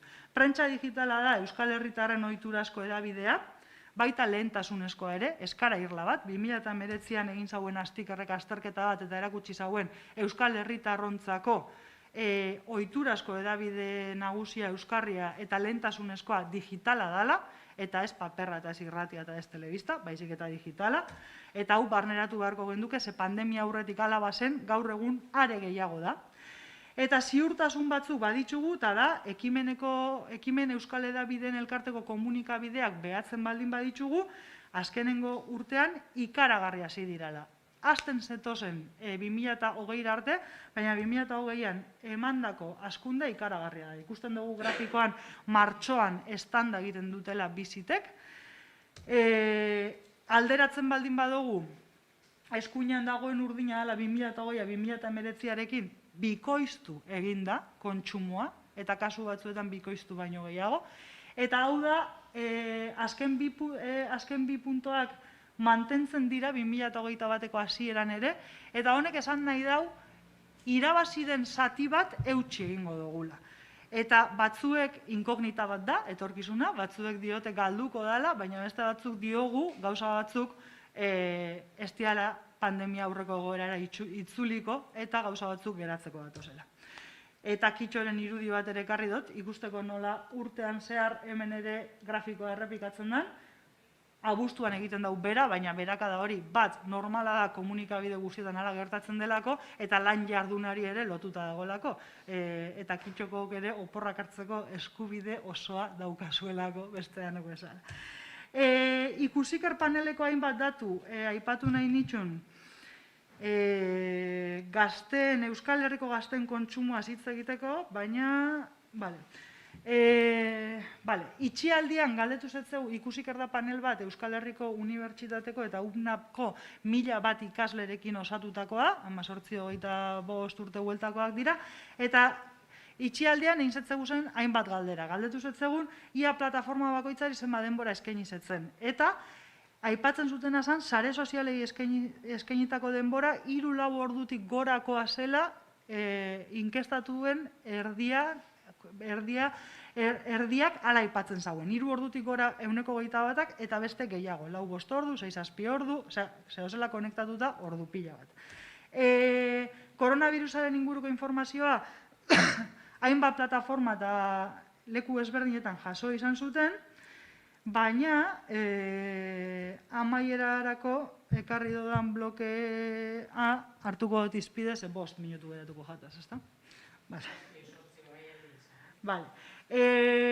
Testu ingurua da, gazteak ere asko kontsumitzen da bela, sareak eta bestelako plataformak, hau da, aipatu dugu zen aldaketa horiek gurean ere ematen dirala, eta kontua da, badauzkagula tresnak hori evidentzia horiek demostratzeko, baina ez daukagula tresna nahikoa. Hori ere aipatu behar da. Behar dugu datu iturri finkoak, sistematikoak, iraunkorrak, behatzeko euskal herritarren IKT kontsumoa zer nolakoa dan, euskal herritarren IKT kontsumo horretan da ingurune digitalean zer gertatzen den euskarazko komunikazioarekin, eta adibidez euskal hedabideen behategian urrats batzuk ematen gabiltzan arren, oraindik ere ez daukagu Euskal Herria eta euskaldun osoak aintzat hartzen dituen dispositiborik. Hori ere aipatu behar da. Baina norabide horretan ere bagoaz itsaso honetan.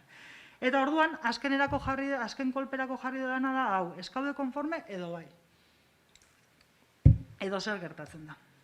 Hemen Josu Martinez, nire ikerketa taldeko kidearen txio bat, esaten dagoena, umetan Asterizen filmak ikusten zitxula euskaraz, eta orain bere semeek ere hala ikusten da bezala, eta sale handiak dirala, beti euskaraz ikusten da bezala, eta hala izango dela 2023 arte.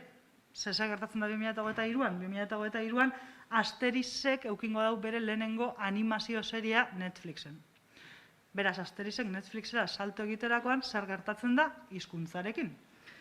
Eta hau da Urtzi Urrutiko etxeak asteburuan berrian argitaratutako pantaiak euskaraz artikuloko 2 galdera biltzen dituen pantaila, esaten duna, nola eutsiko diozu hizkuntzari aurrek txikitatik marrazki bizidunak beste hizkuntza batean ikusten badituzte, eta zein harreman izango dute ume horiek gozagarri zaiena euren hizkuntzan ez baldin badago.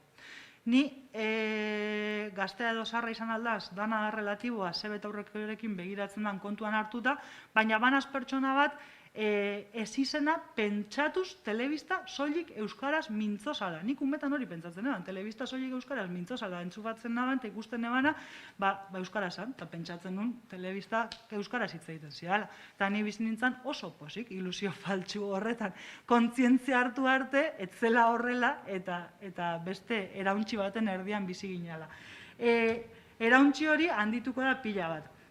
Urtzik aipatzen ditu adibidez, Islandia eta Katalunian emandako urratsak edo egindako kontuak, Disneyrekin lotuta, edo umeen ikusentzunezkoen inguruko kezka kontuan hartuta, eta zer gertatzen da Islandian, estatu independente bat dela eta badaukala erregulatzeko gaitasun bat, azteko. Bertako hezkuntza ministroak ere plataforma handiei eskatu eta idazten diela. Katalunian, generalitateak ere negoziazioak egiten ditu, eta gauza batzuk edo beste lortu izan ditu, zinemari lotuta adibidez. Gu zer? Gu zetan gabiltza. Gu gabiltza Netflix euskaraz eta gehiago sinadura bilketa bat egiten, Disney Plus euskaraz sinadura bilketa bat egiten, eta hemen gabiltz, gure txikian, estulka.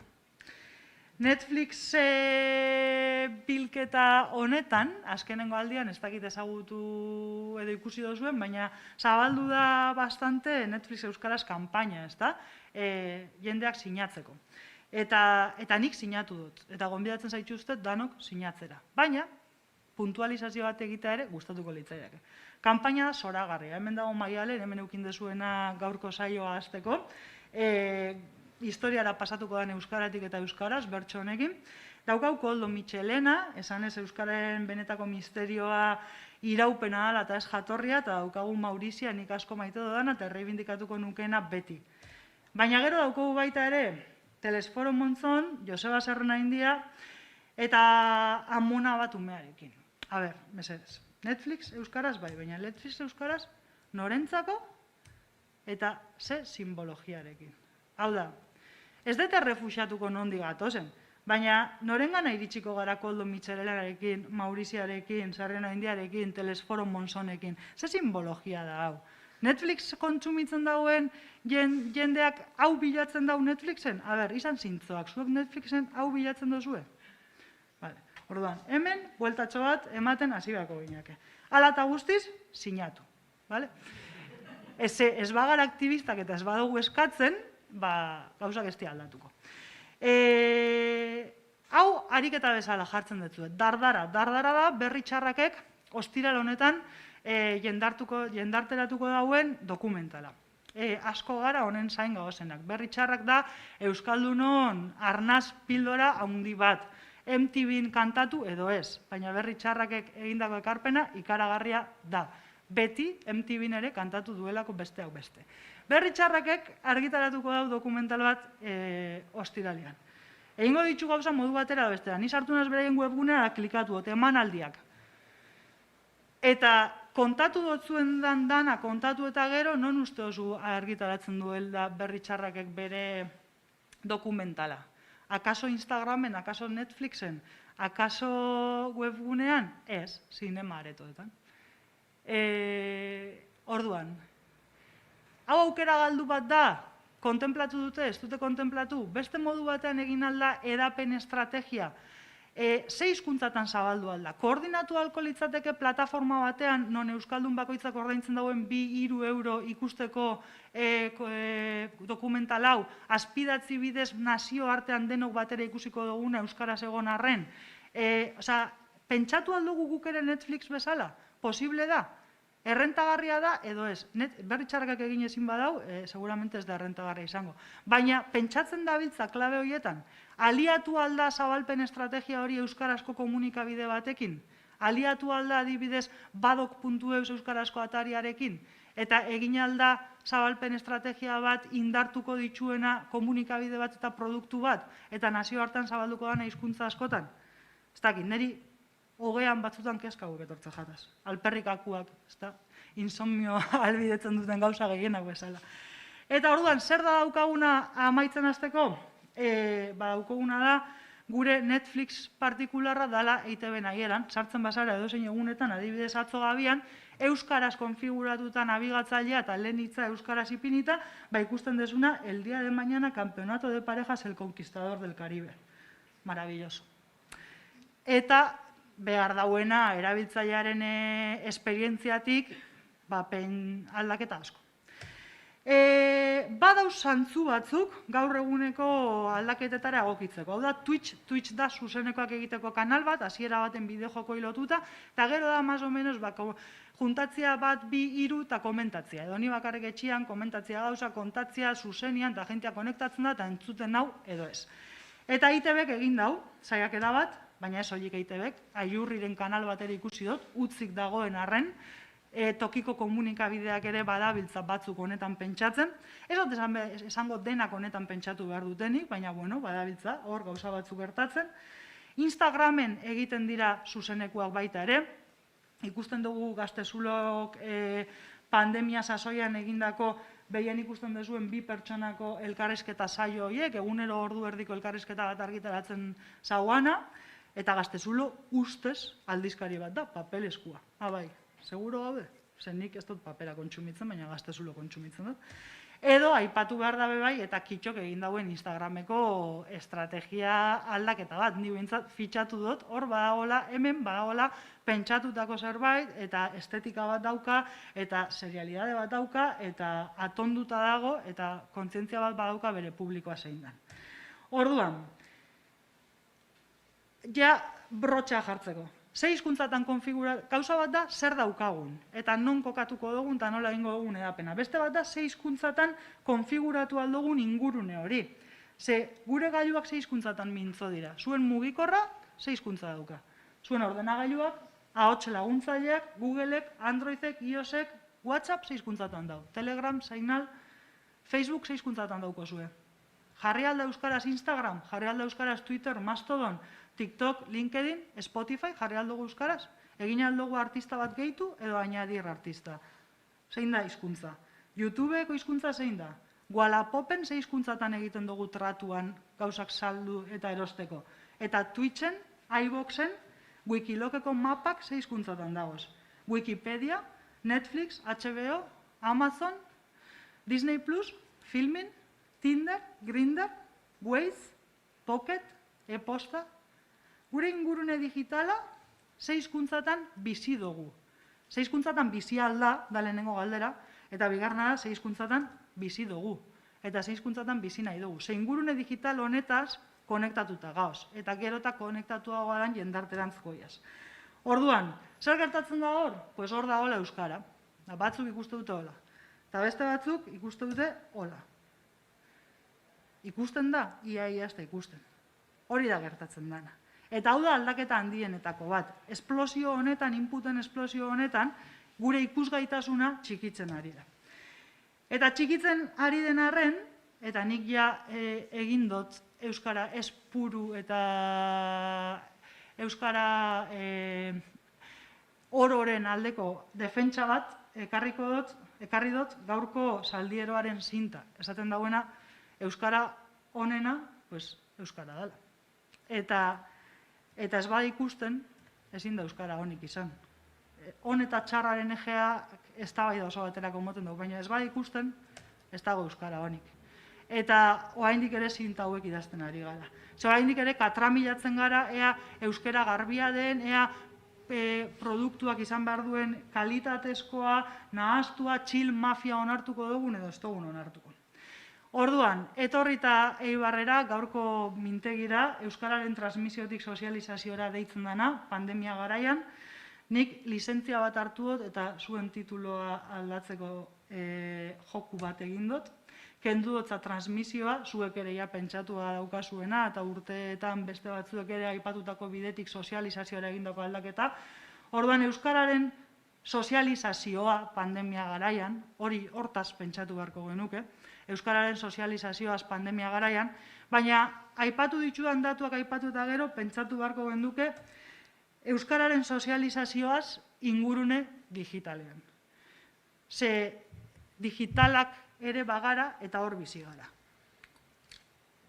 Orduan, 2020ak zeozer ekarri baldin badu, pandemiak zeozer ekarri baldin badu, digitalizazioaren azelerazioa izan da, eta hemen garrantzitsua da betaurrekoak. Betaurrekoak erabiltzen dugu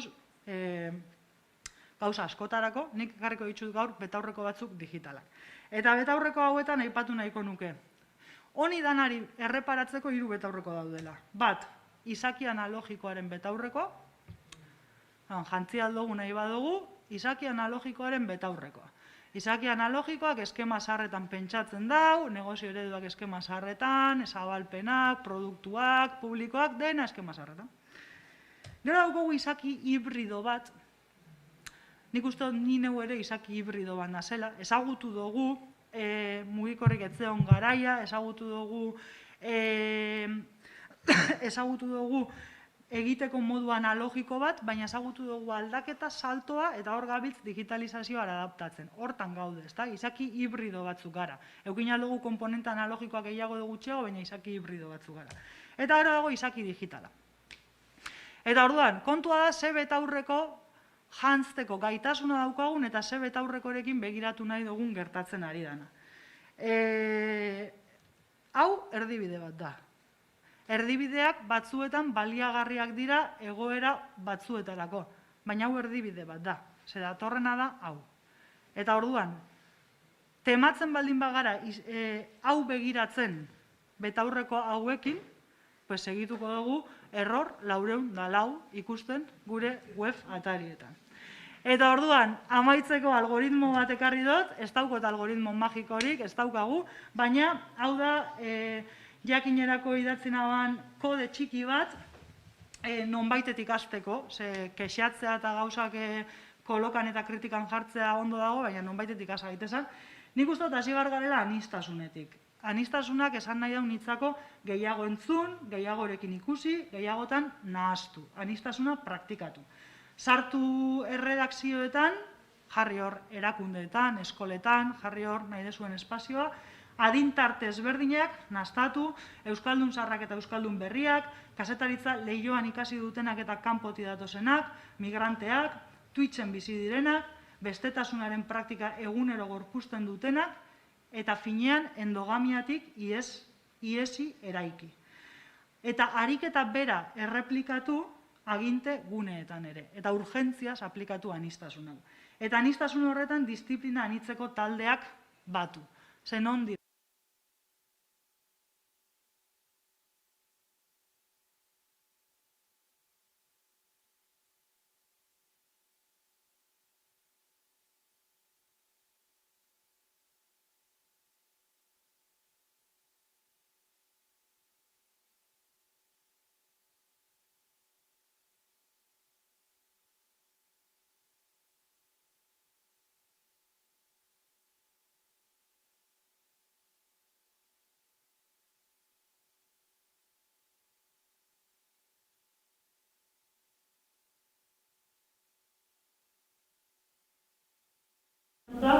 eta simpatia batekin lortzeko, itxasgora eta itxasbera zentro hauek nabigatzia. Eta hauxe izan dena, uste eta purtsoa luzatu nazela, sentitzen dut.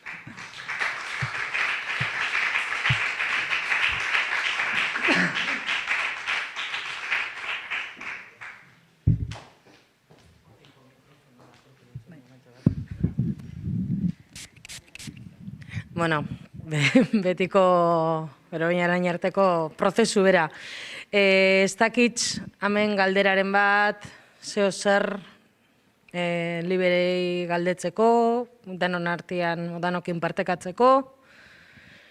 Ez dakite etxetik malen ez dauzenak, bueno, lehen ere pasau jaku, gerora aldu dirala galderak, ez da, bai Olatzen txat, zein Josebaren txat,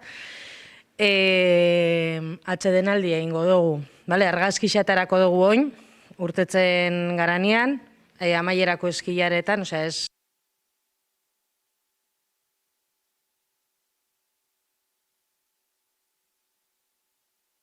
Eta una hora ikusitza, diama bisa laurren gutxi, eta 5 minutu, eskabos puntu lapurtuko dugu, bale?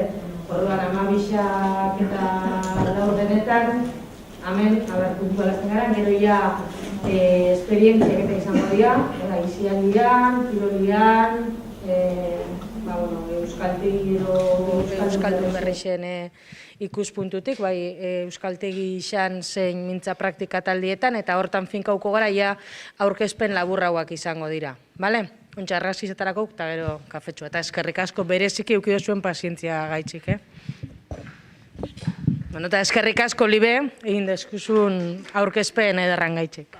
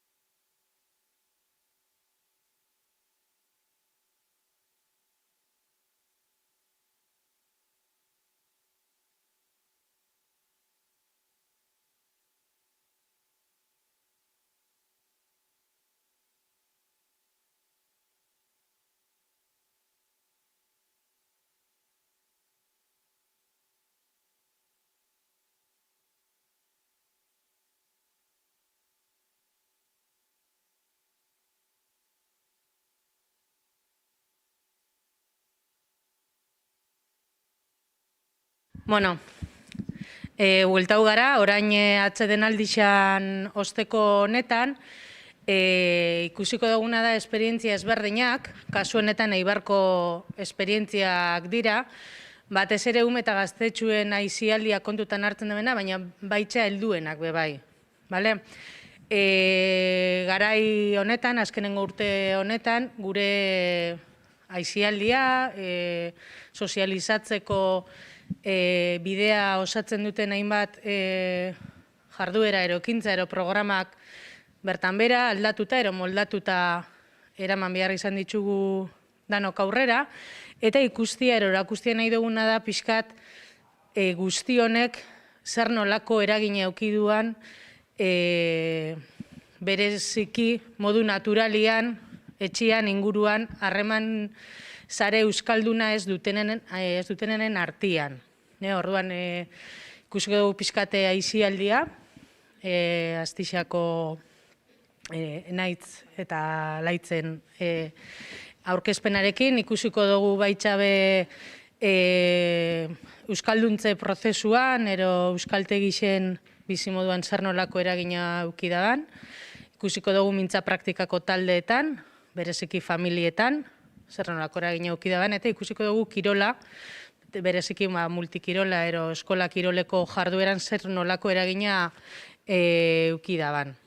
Orduan, bueno, gehiago luzatu barik, euroi emongo diegu hitza eta eurak azalduko dizki.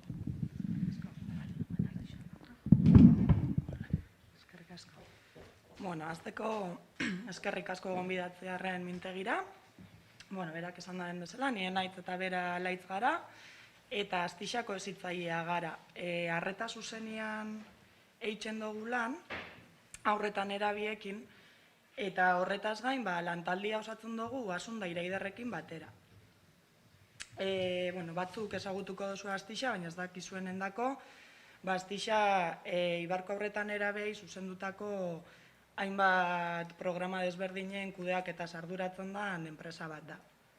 Eta hona etorri gara, pixkat gure azken urteko bizipenak kontatzera, zelan sentidu garan, zelan prozesu hontan, zelako prozesua eukidugun egoera honetan. Gure beldurrak eta ze egoera euki ditugun, zelan indieun aurre.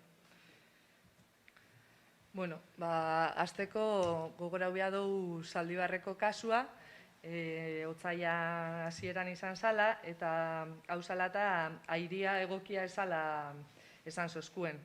Orduan, kanpoan egoteko ekidituin behar ginoan. Ikastetxetako patioak ezin ziren erabili, garai horretan, eta kalietan be, parkeetan be, zan gomendatzen umiak egotia, eta esaten zezkuen etxeetako lehioak be alginuan einian eizteko, eta, bueno, hasi ginean gure programetan aurrak barruan egoten, gure egoitzetan egoten. Eta oso ondo ulertu zebien umiak, eta ondo ibili ginean. Gero martxoa etorri izan, eta hasi zian lehen kasuak COVID-an ingurukoak irtetzen, eta udalarekin inginuan berba, gure bere programa hauek, itxin behar genitxun, edo zabalik mantendu, zetoki batzu hasi zian izten, orduan gu be alde hortatik gebizen urduritzen, inguruan ez gekaun kasurik, baina bai ikusten ginuan toki batzutan zerbitzu batzuk izten zerela. Eta erabaki izan, eskolak itxi zituzten momentuan, gure programak be iztia, bai? Orduan programen etena, egon zan.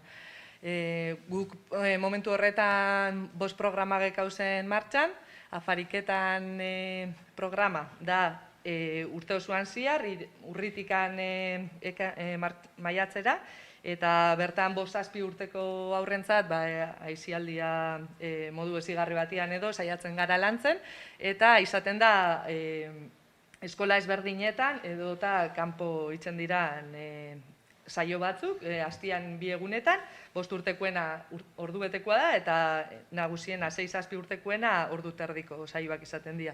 Gero gekaun Jacinto Labe ludoteka, bertan 5 urtetik 11 urtera bitarteko aurrak parte hartzen dabe, eta 2 txandatan banatzen dira, 5-7 alde batetik, lehenengo ordu terdian, eta gerokoan 8-11 urte bitartekoentzat.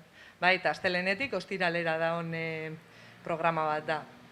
Gero indianokoa gaztelekoa dakau, hor nerabentzat tokixa eta aisialdia dau, eta programa honetan 12-18 urte bitarteko gaztiak etortzen dira, eta behin gurasoen baimena sinatuta, edo tutore legalan baimena sinatuta, sartu aldira nahi bestetan, eta aste hartetik igandera zabali dau, eta aste buruetan azkenia arratzalde osua zabali dau beraientzat, eta nahi bestetan sartu aldira.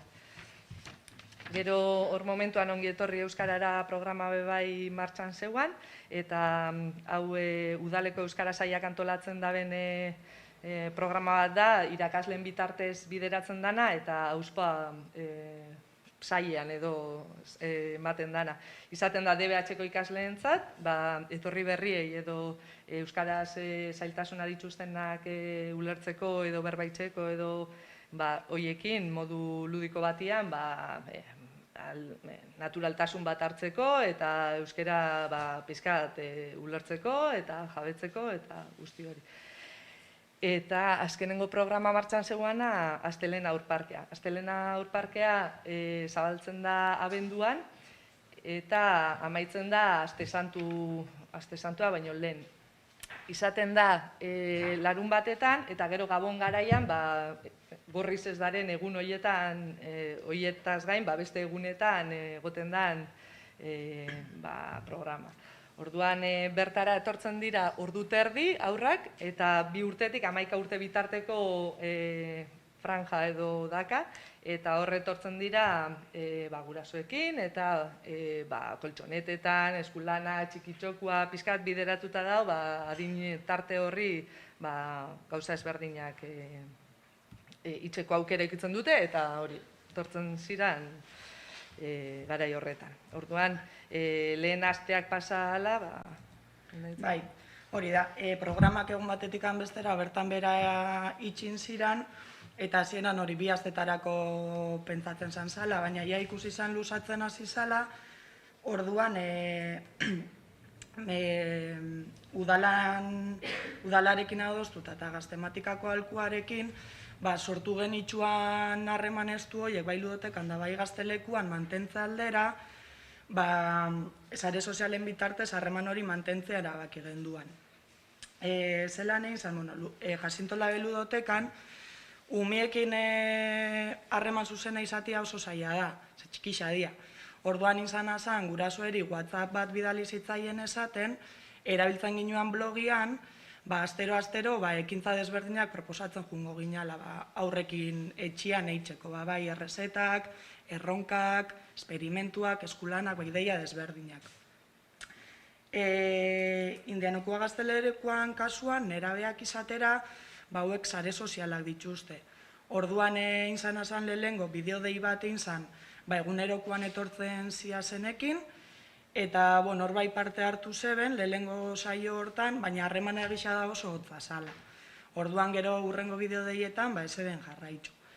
Instagrama bebai dakau gaztelekuan, orduan Instagraman bitartez bebai, ekintza desberdinak proposatzen zitzaizkien gaztiei, erronkak, eskulanak, lehiaketak, eta gero bloga bebai dakagunez gaztelekuan, blogan bitartez astero bebai, gauza desberdinak proposatzen zitzaizkien. Orduan, bapatian, dana digitalizatu zen, eta egisa da beteka digital bat sortu zala, pila bat informazio jasotzen zeben, eta igual larre egizkua zen. Zezan biodo gure lana oinarritzen dela arreta zuzenian, eta aurrez aurreko harremanian. Oso garrantzitsu iruditzen jaku hori. Orduan bapatian digitalizatzera, harreman hori oso hotza izan zen. Hori, umiekin harremanei dagokienez. Eta Astixako kudaketari dagokionez, kontratuak, zerbitzuak itxizia zenean, kontratuak eten inziran, martxotikan ekainera bitartian. Orduan ibili ginen, lan burokratikoaz arduratzen. Astixak dituen kontratu gehienak udalarekin dira, eta dira kontratu publikoen bitartez lortutakoak. Hori holan izan da, udala izan kargu langileen soldatetaz. Orduan alde batetik lasai gehuazen, ze langileak beraien soldata jaso alzuten, baina bestalde batetik baizekan beldurra eta inseguridade handia, ze ezekigun egoera horrek zenba denboratan iraungo zeban. Eta ezekigun ustailean udalekuak aurrera eramango ziran edo ez. Zor kontuan eukio bai udalekuak programa potente badala urte osokua, orduan horrek eragina itzen zozkun. Ze, klaro, tarte hortan, diru murrizketa, oza, sarrera murrizketak egon zian, ezekagun sarrerarik, orduan horrek bildurra ematen zozkun zenba denboratan, mantendu algenduan gure egoitza. Zeinok ezek izan hor momentuan zenbat eraino izango zen. Dano pentsatzen ginen 15 egun, gero 15 egun luzatu zen, baina gero hilabetiak hasi zian pasatzen, eta pixkat, bai, urduri. Eta, bueno, denbora aurrera zoiala etengabe arauak aldatzen juten zian. Eta ezin dugu ahaztu aurrak izan zirala kaltetuenak.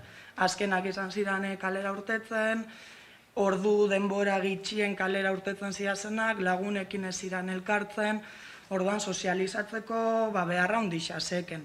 Orduan alde hortatikan, ikusten ginuan udalekua garatzeko beharra handia umiendako, beraien beharrak asetzeko. Baina osasun arloa kontuan eukitzen baginuan, inseguridade handia sortzen jakuzen, ez? Ze udalekuak aurrera eramateko ziurtasun osoz, zeintzuk izango zian arauak, gainera eskolak itxita, orduan zan pixkat inseguridadia zekaun alde hortatikan. Esan beharra dau, Astizak biderat kudatzen dituen zerbitzu guztiak euskeraz diala, ez dugu aipatu, baina... Bai, ez dugu, bai. Eta, bueno, oso urduri genden. Oso urduri genden, zezgekigun, nahitzak esan dabe moduan, ze arau etorriko ziran, zer aurrera eraman alko zan, ze protokolo ongo zan, esaten ginoa, eskolak itxita eta izialdia bapatean bai, ezgekigun, horre... burua jaten genden, denpora guztian burua jaten, eta orduan udari begira, udalak 5 programa ezberdin planteatzen zituan, urtero moduan, baina urten zetorren erronka edo ezberdintasun handia beba izan, lehenengo bisak udan jolasean eta oporraka fariketan, 2 astekoak izatetik 3 astekoak izatera pasatu zian, eta hori kontratu publikoan ja agertzen zen, orduan, hilabetiak aurrera zoia zen, apirilan genden ja, maiatza hasteko, eta orduan, esplikaukot pixkat programa bakoitza eta gero komentauko.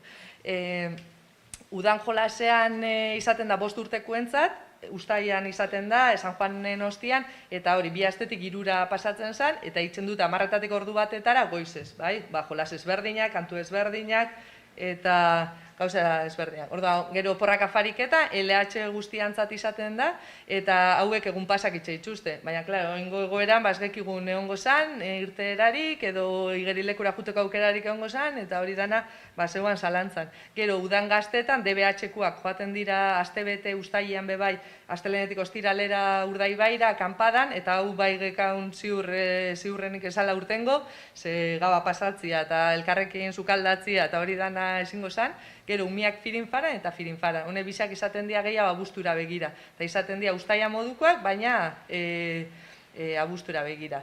Eta orduan, erabaki izan, udalakin berbain da, izen emate bat egon behar zala, eta jakin behar ginula, gehi zenbat aurrekin kontatzen ginuan udara begira. Ze horratzeko lan guztia itxeko, beharrezkoa gekaun hori dana. Eta 2 izen emate oten dira, bata prematrikula online eta gero ja aurrez aurrekoa. Baina inginuan prematrikulia gehi zenbat jakiteko, zenbat aurrekin ongo ginen. Eta isa 700 ume zeren apuntauta. Eta urte normal baten, bai on algara 600 piku, 700 bueltan, baina karo, aurten hori zaila ikusten zan, ze eibartik ezingo zan irten, piztinetara bez, ordutegia pizkat murriztu zan, goizez izatera pasau zan. Ordu berdinak itzen zituzten, baina egun osoko ekintzakin beharrian goizez bakarrik. Eta orduan pizkat urduri genden, eta pentsatzen ginen, igual, alferrikako lana zala, baina aurreratzen jun ginen begirale batzuei deika, berpreseren, programaketan gutxi gora berako batzuk itzen, ratioen arabera taldeketa batzuk itzen, eta hortan ibili ginen. Baina, gisa da, erronka ederra gekaula aurretikan, ze eguraldi hona itzen badazeskun, Eibarko baliabide asko erabili halko zian. Baina eurixain da, ja asuntua, pizkat zai hau urtzen zen eta urduri hau genden. Gero gainera, obrak toki batzutan egoten dira, gero selektibidadia, eta dia gauzak urtero egoten diranak, baina aurten gekaun erronka hundisa. Bueno, eta alako batian, barkatu, ekaina erdialdian diputazioak erantzuna eman zeban. Udalekoa garatu algen itxula esan zeban. Orduan, klaro, kontuan hartzen badugu ekaina erdialdian esan zebala eta afariketak azten zela San Juan osteko lehengo astelenian, 2 asteko margena zeka dan aurrera eramateko.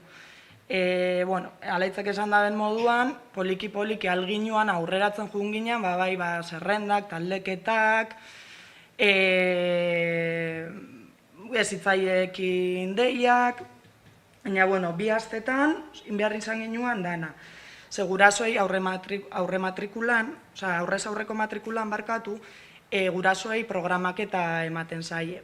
Egitaragoa bidaltzen jaku, ordutegi xakin, eta nora jongo diran beraien seme alabak. Orduan, karo, hori dana prestau ginuan, ezitzaiekin bilerak San Juan bezperan ingen itxuan, eta taldeketak egisa da, hau aipatxu biadot, azkenengo momentura arte berrantolatzen ibili ginen. Ze online aurre matrikulatikan. Matrikula presentzialera, kristonal laketia egon zan, ze 300 umekin gelditzu ginen gutxi gora bera.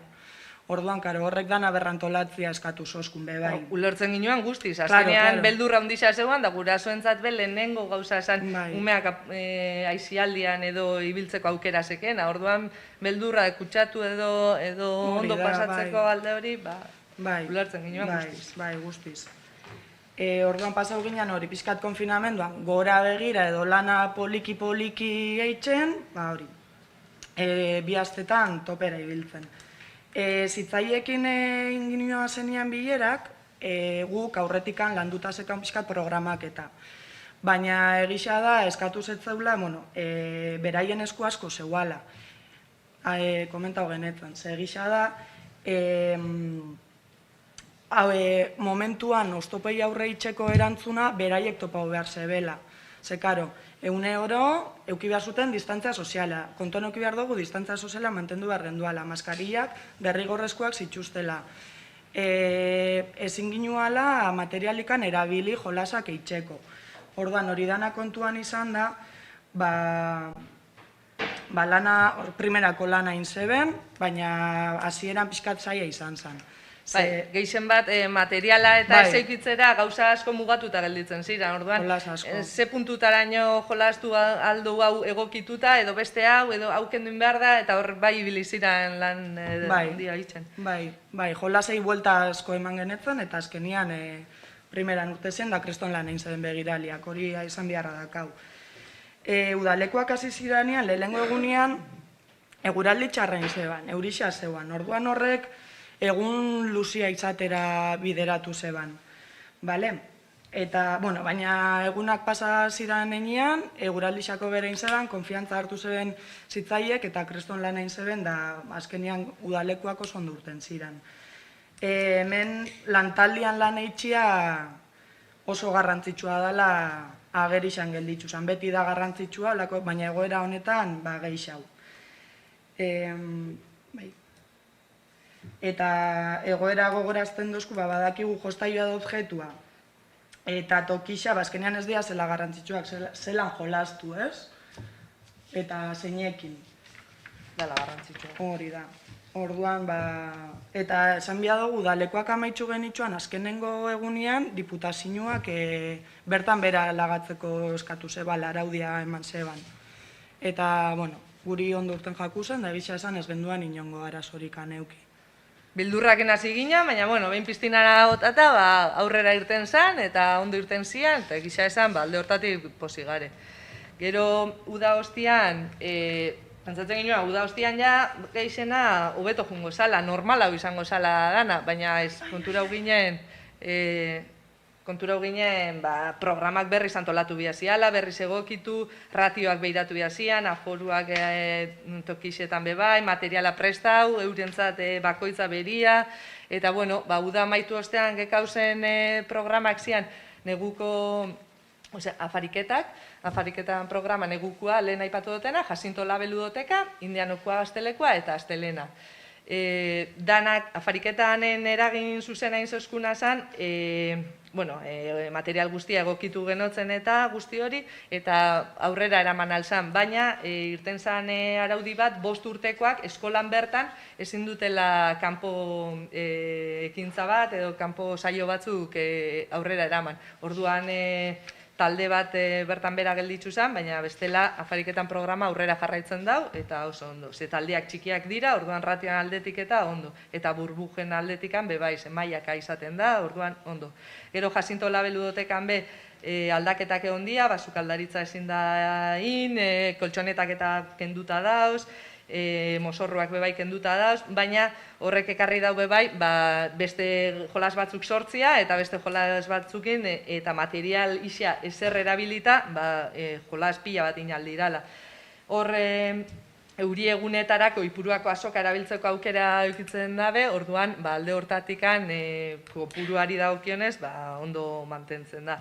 Egisa da ludotekan bueltau diranak, konfinamentua eta gero jarraitzen dutenak etortzen, ikusi ditugu posi da bizela, gogotxu. Euren buruan ganbe konfiantza hartu da biela eta gogua sekela aizialdi giro hortan ibiltzeko bebai. Indianokoa Gaztelekoan ratioa bebai bajatu dia, irteerarik ez da, sukaldaritza be ez da, baina gauza beraientzat oso tokia proposa da, ze gauza asko aurrera eramaten ditu, naiz eta mugatuta egon ekintza batzuetarako, eta eurentzat oasis moduko bat da, oasis txiki bat. Azkenean guk arau batzu dazkau eta nahiko zorrotza dira, baina kalian ondio eta zorrotza badia. Orduan datozenak gustora, naiz eta talde txikietan izan, gustora ibiltzen dira. Ikasturta hasieran bai egon zan, iraian, bai egon zan beldurra, talde handixetan etortzian edo gurasoak etortzen ziana, baimenakin esaten zutena, nire semalabak ondio, igual ez diatorriko, baina bueno, gerora bintzat ikusi ginoan etortzen ziala. Eta hor aldaketa handixena izan da Astelena Aurparkea, lehen toki bat izatetik, oingo neguan lau toki ezberdinetara bideratu dela, alde batetik adinka banatu da, eta ume kopurua gutxi hau izateko, begirale gehiokin, eta hor esan behar dugu oso ondo funtzionatzen daola, ondio ez dalako amaitzu, aste santuko zapatura arte mantentzen dalako, eta azken aldian, esan beharra dau, COVID arduradun bat sortu dela gure artean bebai, figura berri bat begiralen artean, eta esan beharra dau, kasuren bat eukidogula azken aldian, eta horrek itxen dozkuna da, COVID kasu bat eukidogula azken aldian, eta horrek itxen dozkuna da, alerta egotea, denbora guztian ezin garala, relaja inundik inora, ze hori edozein momentutan, norbait kutsatu alda, eta hori dala eta beti hor da hola konstante. Bueno, pixkan labur bilduz, 3 ondorio importante ataratzen dugu, ez? Zein garrantzitsua den talde lanean aritzia, umeek izan duten sozializatzeko beharra eta jolasaren garrantzia umiengan. Bai? Eta, bueno, gure partetikan txalotzeko umeek eta gaztek izan duten jarrera egoera honetan. Eta, bai, oso eredugarriak izan dirala egoera honetan. Bai, jendeak jau itzen da, maskaria gaizki erabilita, ez da gizer, baina gisa da arauak oso ondo hartzen dituztela, eta naiz eta gauza gutxikin asko eskertzen dutela eta asko baloratzen dutela eurengan pentsatzia, edo eurentzat ekintzak prestatzia, edo eurekin jolastia, eta guk gisa esan alde hortatik eskerrik asko, konfiantza guztia gaitxik, bai udalari eta bai gugan konfiatu duten guraso ezitzai eta aur guztiei, eta eskerrak ematia da hori. Eta oin berriz etorriko da beste olatu montaña rusa bat, oin martxoak 6an irten dan dekretuakin, baina, bueno, berriz ratioak aldatzen direlako, baina, bueno, hola gabizen Berrantolatzen bitxartean, unean. aurrera jarraitzen dugu, eta Ez da gutxi. ez da gutxi hori da. Eta, listo. Esan dut ginen.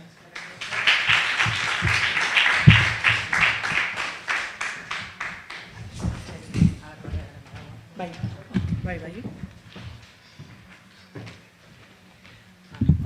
Ura eraman zuenak, Gero.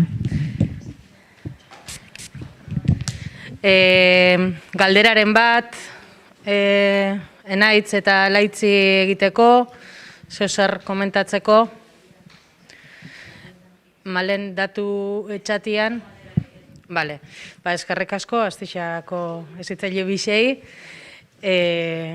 urte nahi bozu, Eta oine jarraian, Nerea Beitia Udal Euskaltegiko irakaslia, Jone Olaizola ekako irakaslia eta Junkal Txurruka Ibarko Udaleko Euskerak teknikari zeirurak eukiko ditugu hemen gurekin.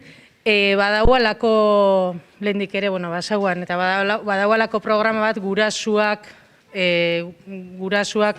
euskeraz formatzeko, trebatzeko, eta urten egoera honek ere programa honengan eukidabelako eragina, baina dakaun arazua ero horre egoten jarraitzen da belako. Orduan, azalduko eskue pizkat, pandemia sasoi honetan zela moldatu diran programa hau ere aurrera eroateko. Bai? Berba itxeko zuek hau, eta hau ere pasa benbia duzue bat abestia. Kamarak hau hartzen dago. Baina hemen dago zenak.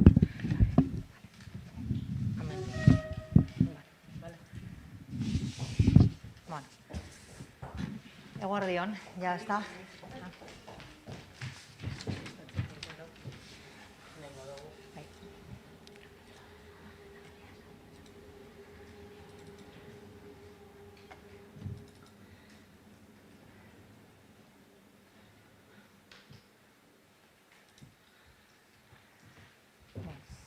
Eguardion, ja, ezta. Ordu honetan oinezkero esan lehike. Guk ez dugu ekarri PowerPointik, kontatuko dizuegu gure proiektua zertan dan, eta batez ere, COVID-ak nola eragin dion.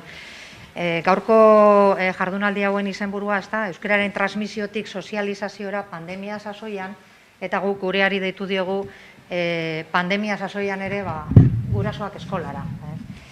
Hasiko naiz esaten, pandemia honek egitasmo hau oinarrian kolpatu duela. Gurasoak ere eskolara proiektua sortu zen, ikusten genuelako arrakala bat zegoela, gizartean orokorrean eta Eibarko herrian, ikusten genuen, ikastetxeekin zuzenean lan egiten dugu urte askotan, eta beraiek kontatutakoa eta guk ikusitakoarekin hori, arrakala bat zegoela, eta proiektu honen bitartez subitxo bat eraikina izan dugu arrakala horren gainean hori nolabait gainditu ahal izateko. Arrakala alde batetik hizkuntzari dagokionean, umea eskolara gerturatzen danean, zein dan bere etxetik eramaten duen hizkuntza.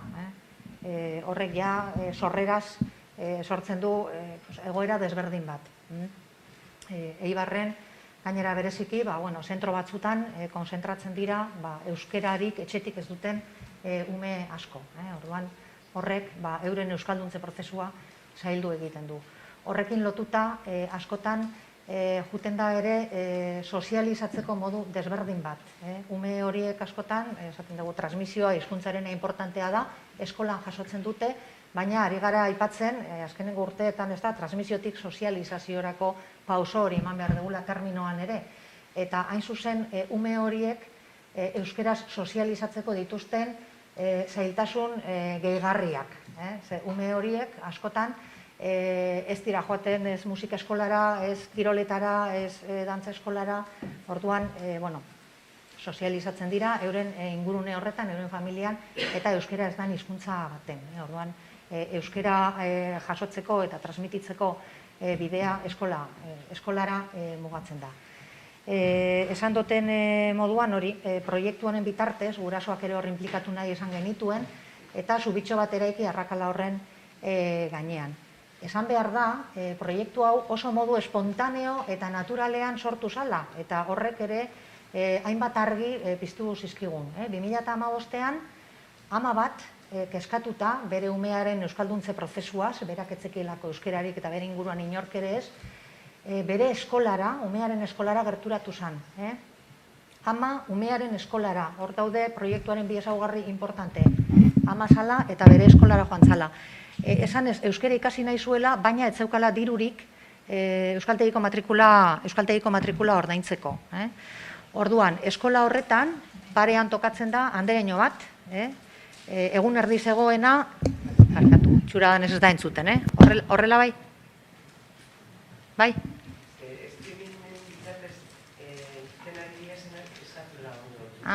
Bueno, igual, hau da ipini behar dutena, bale.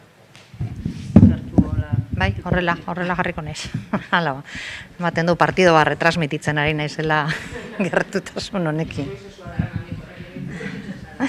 Bueno, hori, proiektua oso modu espontanean sortu zala. Ama bat joan zan, bere umearen eskolara esanez, euskara ikasi nahi zuela, bere umeari laguntzeko, baina euskaltegiko matrikulak oso garestiak zirela, berak ezin zituela ordaindu.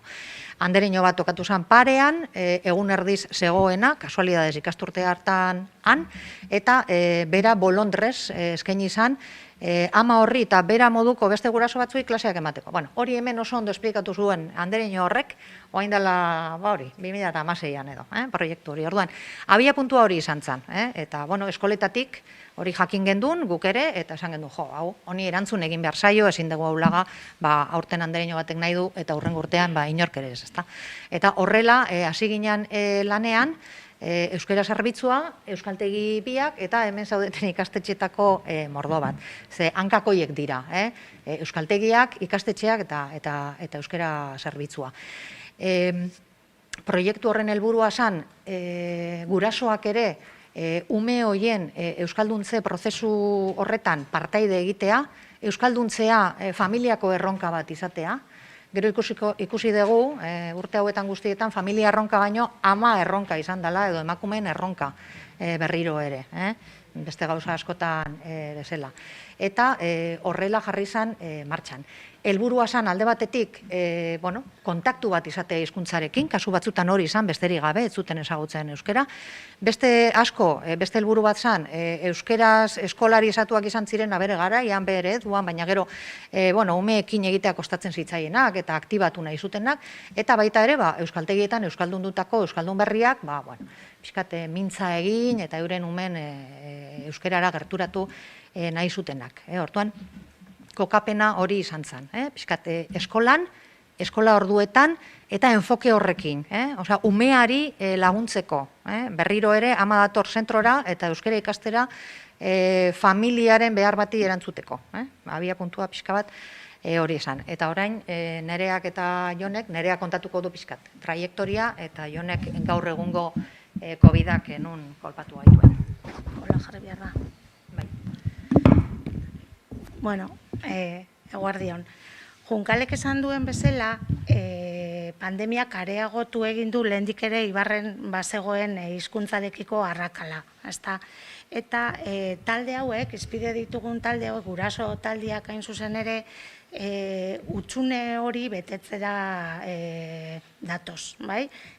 Junkalek esan duen bezala, 2015ean modu espontaneoan eta naturalean sortu zen ikastetxe batean, eta ikusita behar erreal horri erantzun bat eman behar zitzaiola, programa martxan jartzea erabaki zen.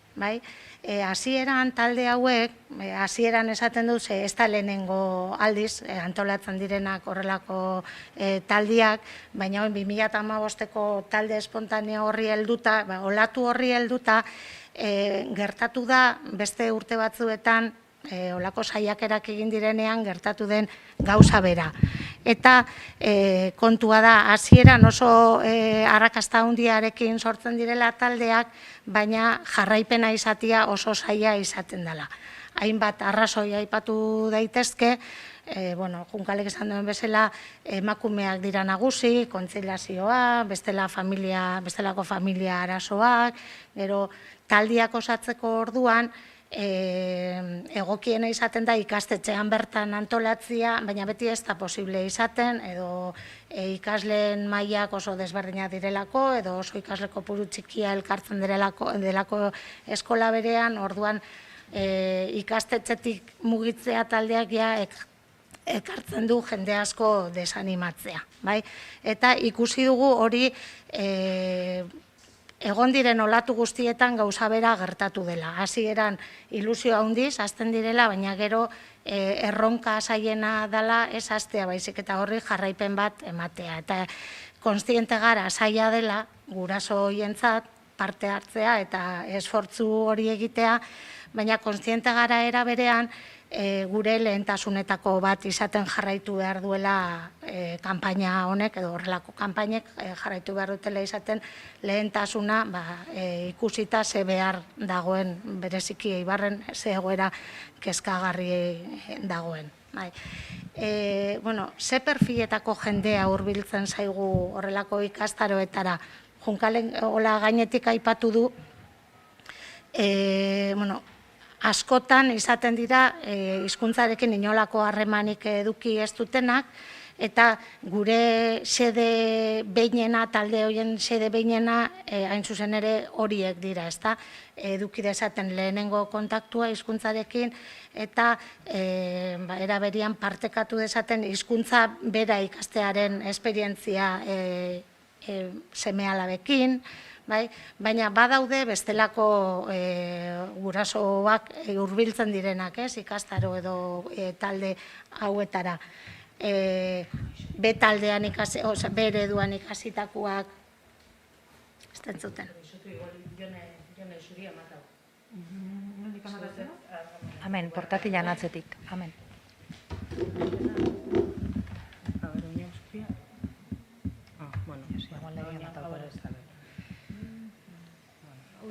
Está bien. Está bien. Bueno, esaten ari nintzen... Benetan, hau uste ez da pasatzen. A ver. Hau. Ez.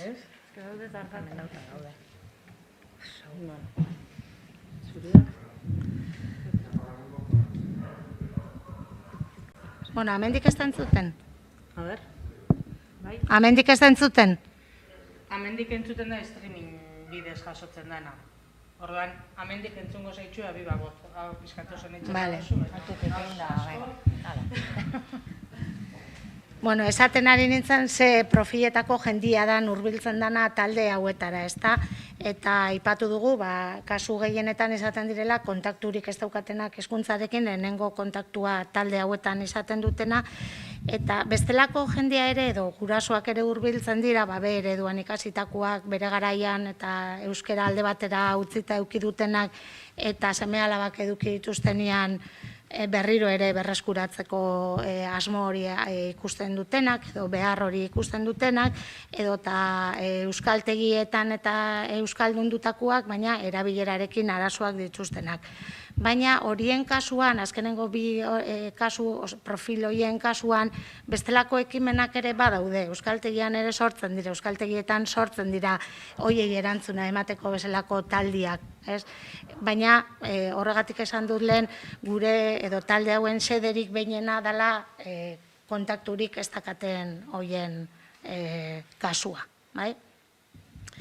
Bueno, aipatu du Junkalek 2015an sortu zen talde hori eta olatu horri helduta hurrengo ikasturtean 8 talde atera ziren.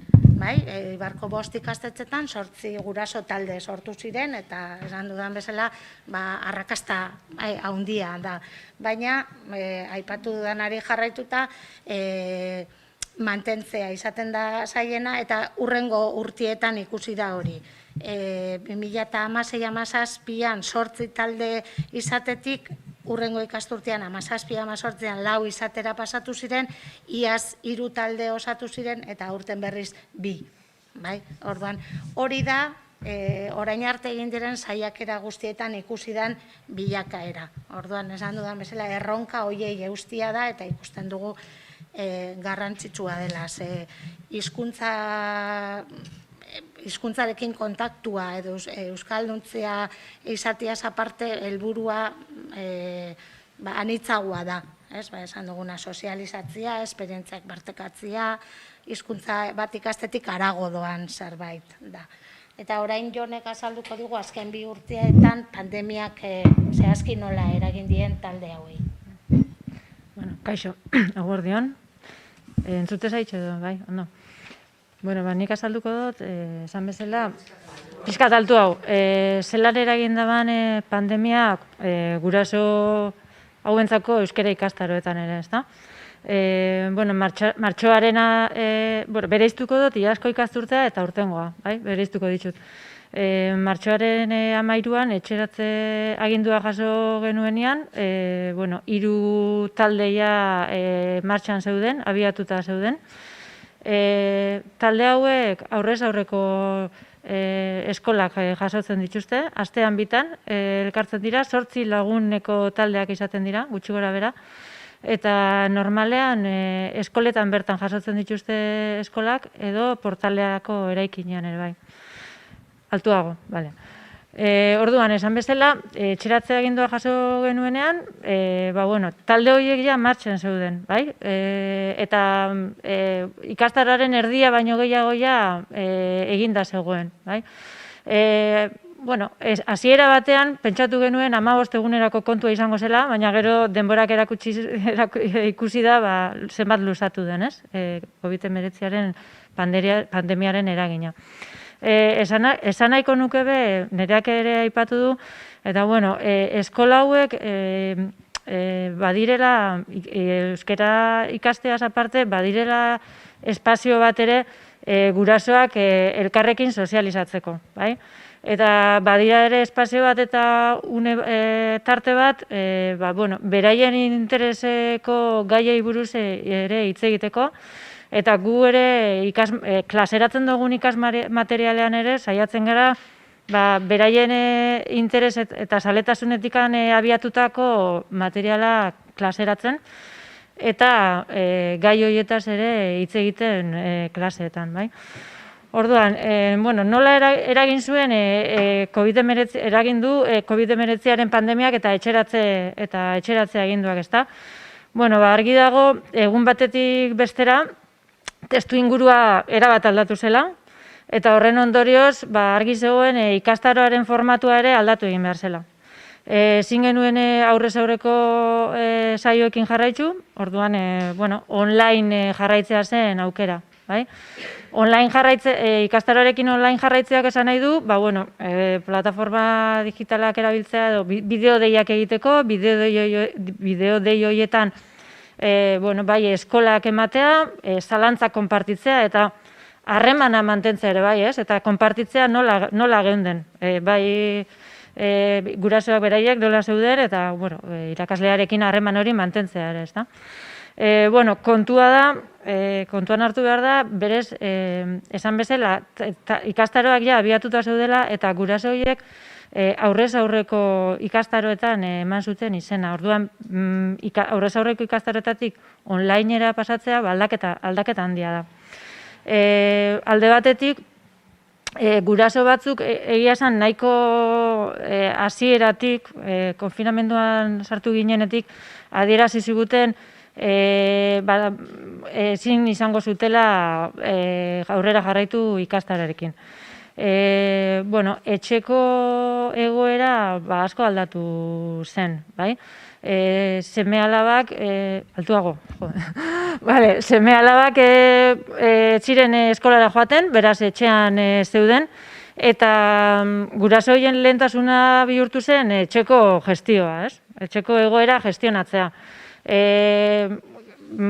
Guraso talde hauetara etortzen diren gehienak emakumeak dira, eta Nik uste dut pandemia honetan ere, behin da berriz aipatu da, eta argi geratu dela, zaintzaz arduratu direnak beste behin ere emakumeak izan direla. Orduan, horrek guri ere eragin digu, bete-betean, ez? Orduan, esan bezala, batzuk ezin izan zuten jarraitzu ikastaroarekin. Esan ziguten, datorren urtean berriro hasiko zirela, baina baldintza horietan ezin zutela jarraitu. Eta bestetik, online aritzeak ere eskatzen du baliabide edo tresna batzuk euki behar izatea, ez? Eta, bueno, bideo deiak egiteko adibidez, edo ikastaroarekin jarraitzeko ordenagailua behar zen, eta, bueno, etxe batzuetan seme alabak behar zuten ordenagailua, eta, bueno, beraz, zentzu horretan ere, zailtasunak edo oztopoak zeuzkaten gurasoek. Edo konexio arazoak zirela, eta ordan, bueno, egia zen, komplikatu samarra izan zen, egoera hartan ikastaroarekin jarraitzea. Egoera oso gora beratxua zen, eta oso ziurgabea, eta, bueno, nola ala bukatu ziren ikastaroak, bai? Aurtengo ikasturteari dagokionez, urrian izaten da izen ematea, eta, bueno, urrian ere egoera nahiko gora beratxua zen. Kasu COVID-19 kutsatu kasu desente zeuden, eta gainera agertu ziren gazteen artean ere hainbat kasu, eta eskoletan ere bai, seme-alabengan. Orduan, horrek izen ematean eragin zuen, eta esan duten bezala ikasturte honetan jaitsiera nabaritu da izen ematean. Hala ere, bi talde atera dira, eskola diferentetako gurasoak dira, eta bestetik berreskuratu dugu aurrez aurreko formatoa, ez? Eta hori nik uste dut onerako izan dela, bai? Orduan, esan bezala, bi talde daude momentu honetan, euskara ikasten, bata da hasiera mailakoa, eta beste taldeak ja maila pixkat altuagoa dauka. Orduan, nola eragin digu aurten COVID-19aren pandemiak? Bueno, lehenik eta behin egin behar izan duguna da espazioak berrantolatu. Euskara ikastaroak emateko espazioa berrantolatu. Orduan, alde batetik daukagu musukoaren erabilera, eta bestetik metro terdira egon beharra, ez, elkarren gandik. Musukoaren erabilera, muga bada, aitortu behar da, muga badala, hizkuntza bat ikasteko orduan eta komunikaziorako. Batez ere, hasierako mailan dauden ikasleentzat, ezta? Ze hasierako maila horietan, hitzez gain, keinuek ere laguntzen dute komunikatzen, eta aurpegiko keinuek ere bai. Gainera musikoarekin ere, ez da hain ondo entzuten, eta hori izan da muga bat. Eta, distantziarenak ere, metro terdira egon behar izateak elkarren gandik, pentsatu daiteke nolabait giroa ostu egiten duela, ez? Orduan, hor topatu ditugu, beste modu batzuk topatu behar dira, hori konpensatzeko, azken finean. Orduan, lehen egiten ziren dinamika batzuk ezin dira egin, binakako dinamikak eta talde txikietan ez dira inbeste gauza egiten, eta gehiago funtzionatzen da orain denon artean eta talde handian, bai?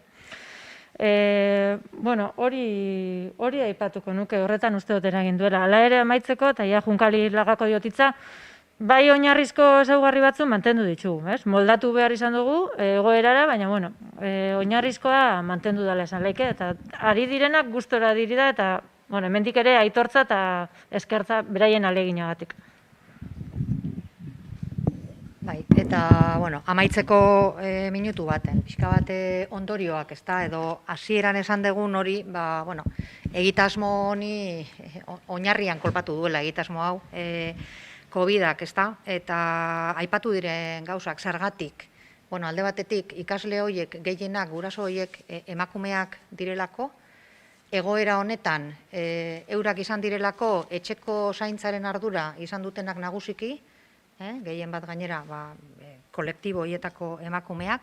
Beste klabe bat zan, klase hauek edo eskola hauek ikastetxean bertan emango zirela, eta ezin izan da eman, zentroek ere neurri berriak hartu behar izan dituzte, orduan, beste espazio batzuetara mugitu behar izan ditugu, eta egon dira, guraso desente, ezin izan direnak euskara ikastera joan, saio horiek ez zirelako euren eskolan. Orduan, daude oso lotuta euren umeen zaintzara. Orduan, umea eskolan laga eta eskolan bertan klasea jaso. Portalera etorri behar banaiz, ja, ez dit denborarik ematen. Orduan, oinarrian. Eta gero, bestia arrakala teknologikoa. Gizarte honetan da ona, baliabide gutxi duen jendea da askotan, ez dago internetik, edo ez dago wifirik, edo baldin badago, dago ordenadore bakarra, eta hauek dira azkenak ordenadore horretarako zerrendan. Aurretik egongo dira, euren seme-alabak eskolako gauzetarako, edo aisialdirako. Orduan, beste gauza askotan ikusten duguna, ez da? Ahula dana, olako egoeretan are ahulago geratzen da, ez? Orduan, oin, galdera da pixka bat, hau gertatu dana ikusita, aurrera begira, nola prestatu behar garen, edo ez dakit ze lanketa egin behar dugun, ez dakit, ahalduntze horiek lortzeko esparru guztietan, hemen ere, hori gertatzen da, arrakala sozial hori, emakumeak izatea, eta euskera izatea tartean dagoen elementua.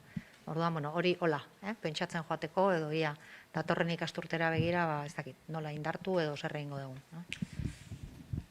Besterik ez.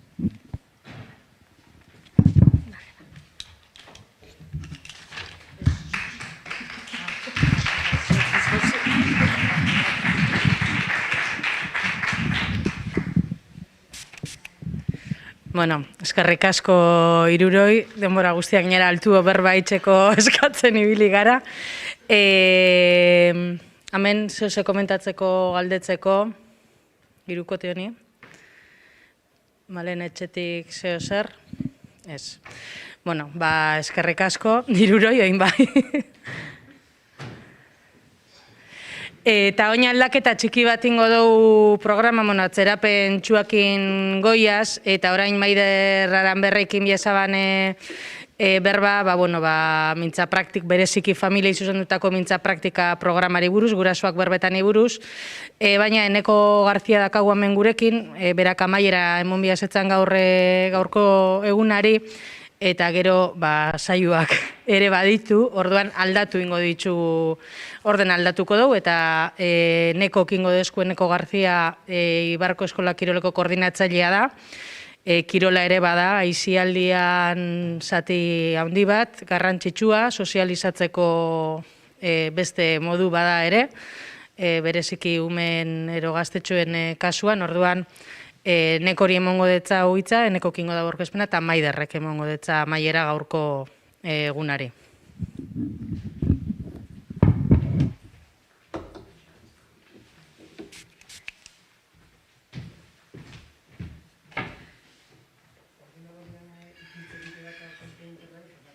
Zer? Hemen da kasu bat zubialuz estasunero, beste bada oin. PDF bat ekiniko pantailan zuek pixka ikusteko zeta zariko nahizen berbetan, enpresago izateko ulertzina. Bai, zukatzo bialuz estasuna baina hemen da kasu, Aldaketatxo bat. Bale, bueno, sartu. Hemen jarriko zera zu, pero pixetatik egin duzu.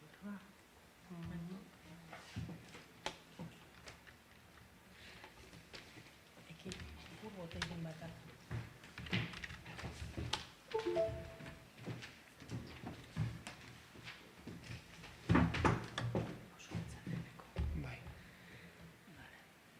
Zurien zeuzea? Pixetatik hemen zu berba bereziki hori ondo hartzeko, musukoak entzeko eskatuko izuekik, seguro kargaz esaten. Bai. Bai.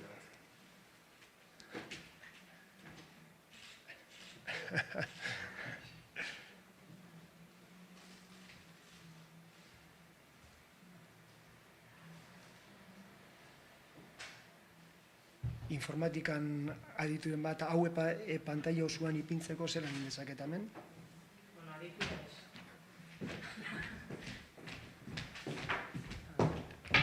Este gasa kasuna. Ez dakit zela.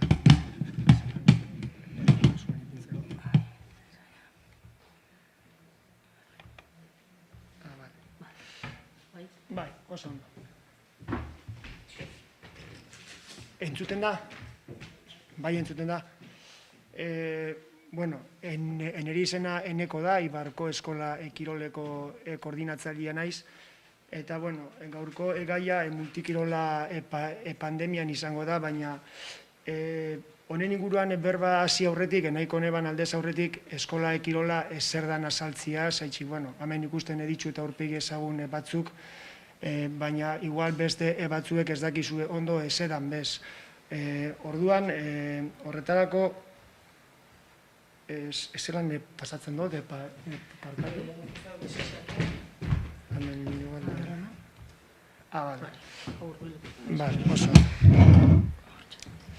Bale, bueno, eskola kirola zelan sortu zen, noiz sortu zen. Oindala 25 urte, aldundiak kirolaren hastapenerako programa bat sortu zeban, eta pixkat helburua zen hastapen egoiztiarra, kirolian ematen zen hastapen egoiztiarra espezifikazio hori ekiditzia.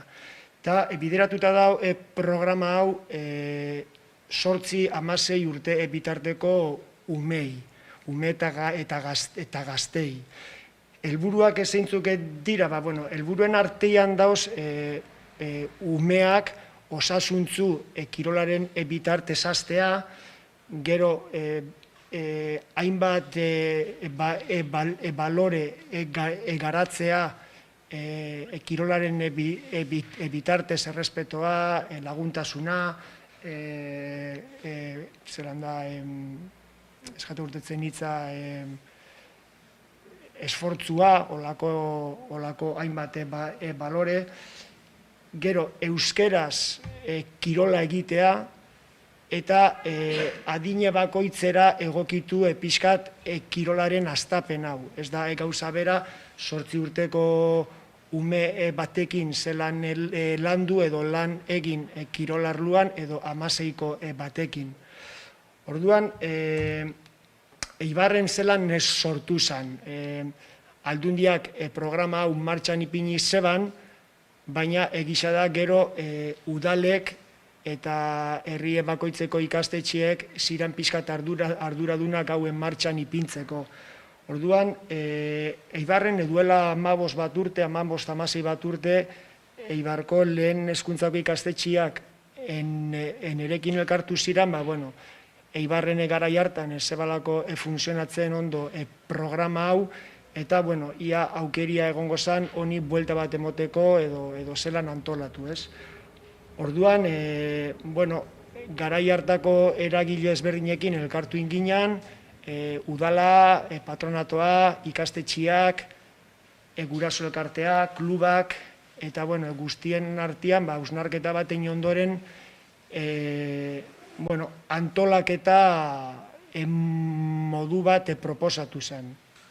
Eta antolaketa hau, zan gehien bat, urria eta maiatza bitartian burutuko zen ekintza, 20 aste izango ziren ikasturte osuan ziar, aste barruan umeek eukiko ez zuten saio praktiko, eta gero zapatuetan eukiko ez itxusten topaketak edo konpetizioak.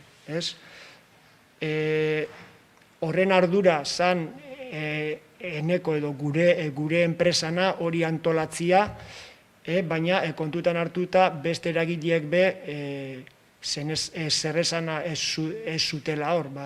Adibidez ikastetxietatik altan emon behar jakue umei aldundiko aplikazioan, udalak subentzioen bitartez, instalakuntzekin, klubak entrenatzaileak eta arbitroak jartzen dituzte aste burutan, eta pixkat gu gauz erdizan agente edo eragile ezberdin horretxek pixkat koordinatzen.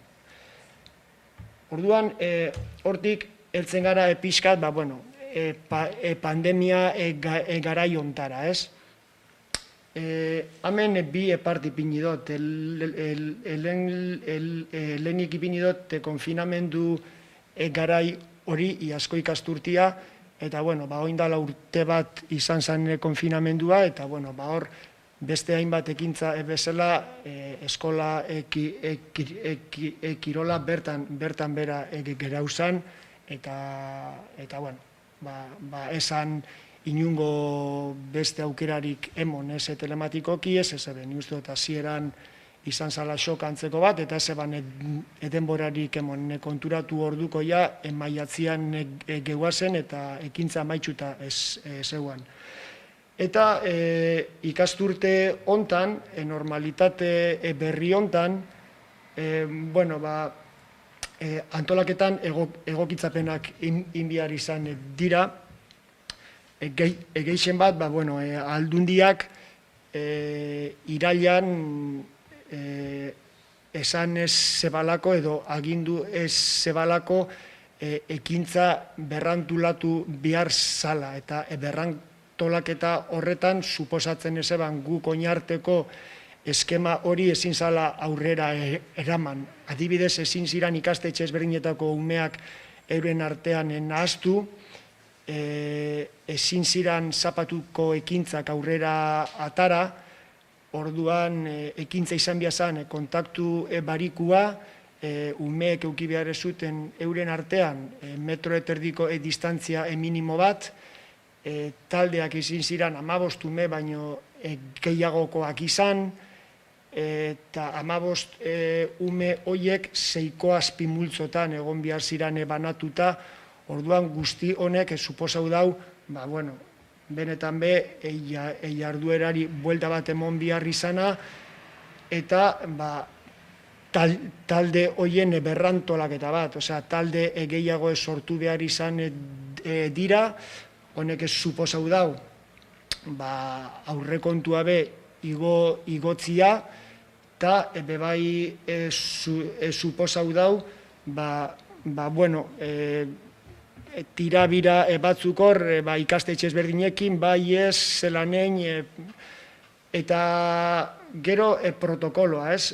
Aldundiak behartzen zeban protokolo minimo bat betetzera, eta protokolo minimo horretatik gorako guztia onartzen zen, baina hortik bera ez.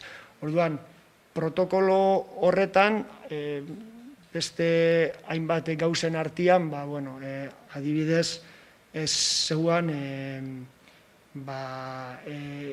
monitore guztiek egin behar ezeben aldez aurretik ikastaro bat, COVID-a salata zelan burutualizateko ekintza. Horretaz aparte, familia guztiek sinatu behar zuten agiri bat protokoloa onartzen zutela esanez. Eta agiri hori esegi ebiazan aldundian plataforma hortan. Horretaz aparte, ikastetxe bakoitzian egon biazan COVID-an arduradun bat, kasuren bat zuertau eskero errastreoak egiteko, eta horretaz aparte guk saio horietan gela beharrezkoa zan, temperatura hartzea, materiala desinfektatzea, erabiltzen den materiale gutxia desinfektatzea, eta listak pasatzea, positiboren bat zuertau eskero, gero errastreo hori errezaua izateko. Guzti honek zer suposatu dau? Guzti honek suposatu dau, alde batetik hasieran matrikulazioan berakada enabarmen bat. Gutxi gora bera ibiltzen gara 460, 500 ume bitarte hortan praktikan, eta aurten dauz 100 ume gutxi hau. Horretaz aparte, guk urrian hasi ginen ekintzakin, baina ekintza urrian hasi zan, aste bate bete zan, eta bapatian moztu inzan ekintza, gero beste aste bat inzan, berri zen moztu zan, orduan guztira oinarte 14 aste bete behar ziran, eta inditzugu ezazpi. Orduan, mozketa hauek askotan sortarazi dauz aldundian eta Eusko Jaurlaritzaren arteko tirabira antzeko bat, ez dira askotan garaiz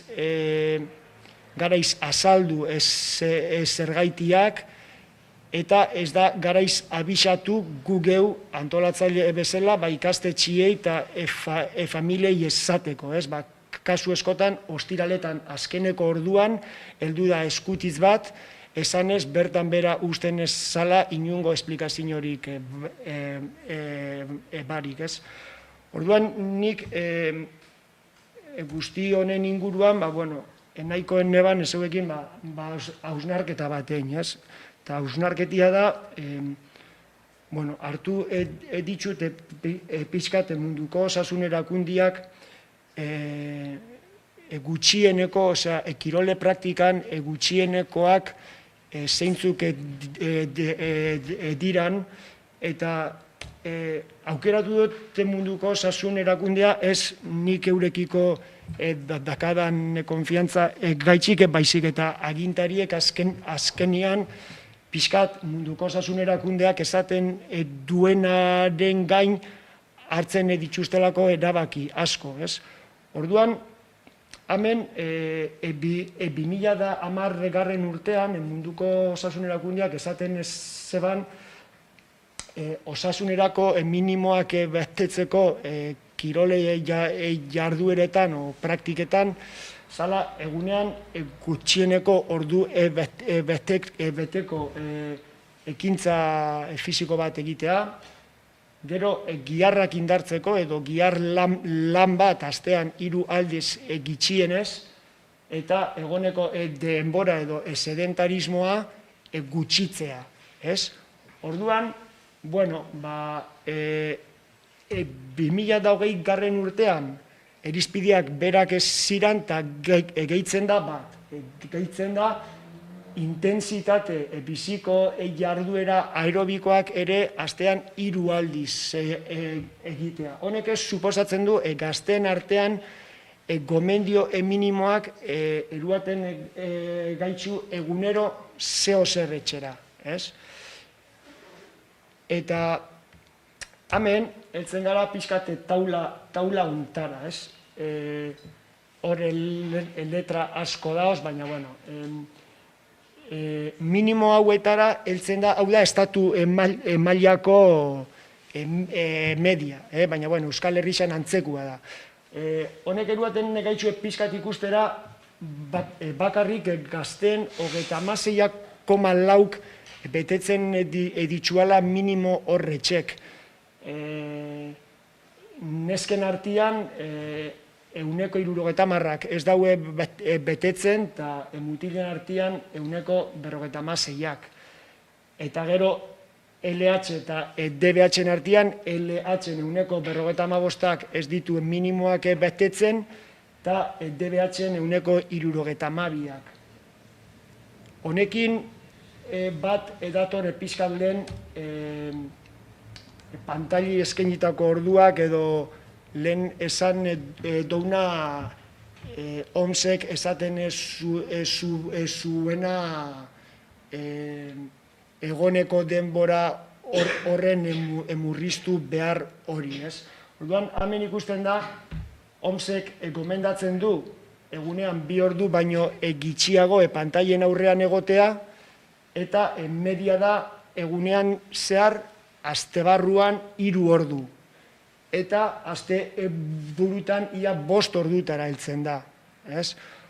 Eta, hemen mutilen kasuan pixkat altua da portzentaia, eta DBH bai nabarmen altua da. Eta honekin lotuta jarduera fisikoaren praktika eta pantailen erabilpen horrekin edatore pixkat obesitatea. Obesitatea gehiagizko pisua. Eta hemen ikusten da, eguneko gazten 35 gehiagizko pisua edo obesitatea duela. Nik datu hauek pixkat aztertuta, gustauko jatan agintarien erabaki horrek hartzen diranean zein irizpide erabiltzen diran hartzeko. nik uste dut ez, argi edakat gorputza mugimendurako eraikia dagoela eta egonian gaixotu etxen dala, erdoildu etxen da. Umeak egon dira iaz etxian geldi eta urten hasi garanean ez dakitxe benetan be hori kontutan hartu dan gorputz bat osasuntzu egoteko mugimendua beharra daka bai edo bai. Eta, usteot, kirole praktikarekin, mugimenduarekin sistema immunea hobetzen dela, eta uste dut kirole praktika o jarduera fisikoa ez dala pandemia hondan arazoa baizik eta konponbidetako bat. Eta, hausnarketa honekin amaitzia gustauko jatan, eta nik ez dakat beste zer esateko, zuek nahi ebozue zer komentatzia, komentatu dezakegu, eta eskerrik asko.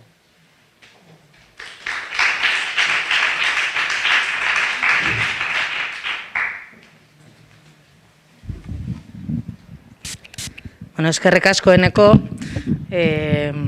izan dago ezta, gorputza mugitzu barik erdoildu ero egiten dela, seguruenik hizkuntza berabe, euskara berabe, mugitzen, erdoildu ingo jaku eta etenaldi xagon dela, eta parekotasun asko dauz ezta, kirolakin, gorputzakin, osasunakin aipatu dituen gauzen artean, eta gure hizkuntza honekin, indaun erabilerarekin, sasoi honetan, ez da galderarik ero zozer dauan, eskerrik asko neko.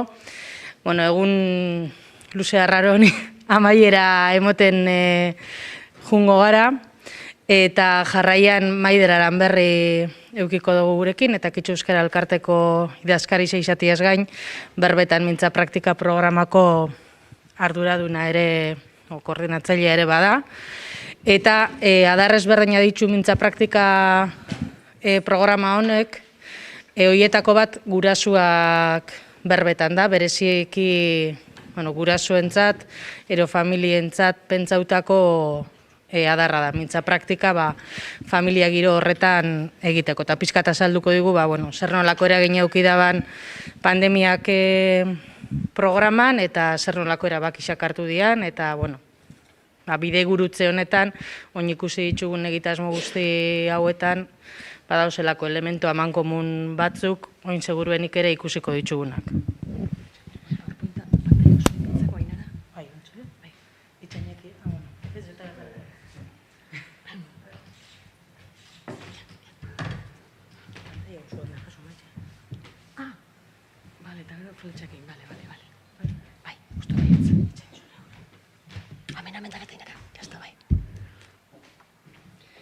Gaurdi ondan hori, integisekin amaitzi atoko jata azkena izango naiz ni, aleginduko naiz alik eta harinen eitxe, ze badakitxe, burua bedakaula denok bazkaltzeko orduan, ezta?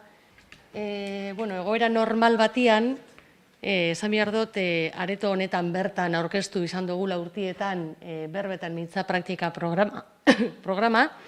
Aurten zoritxarrez, ezin izan dugu ohiko aurkezpenik egin, egoerak holan behartuta, baina bideotxo bat prestatu genduan, aurkezpen moduan erabiltzeko kanpaina osoan eta ikasturte osoan bebai, eta nire agerraldixa gustoko jatan bideo horrekin hastia.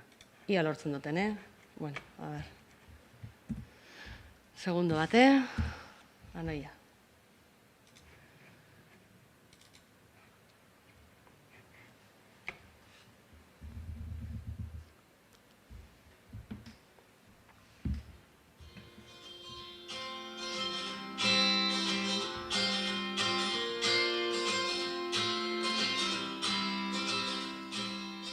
Euskara praktikatzeko aukera eskaintzen du eta Kitxok berbetan etxeneko mintza praktika programaren bidez.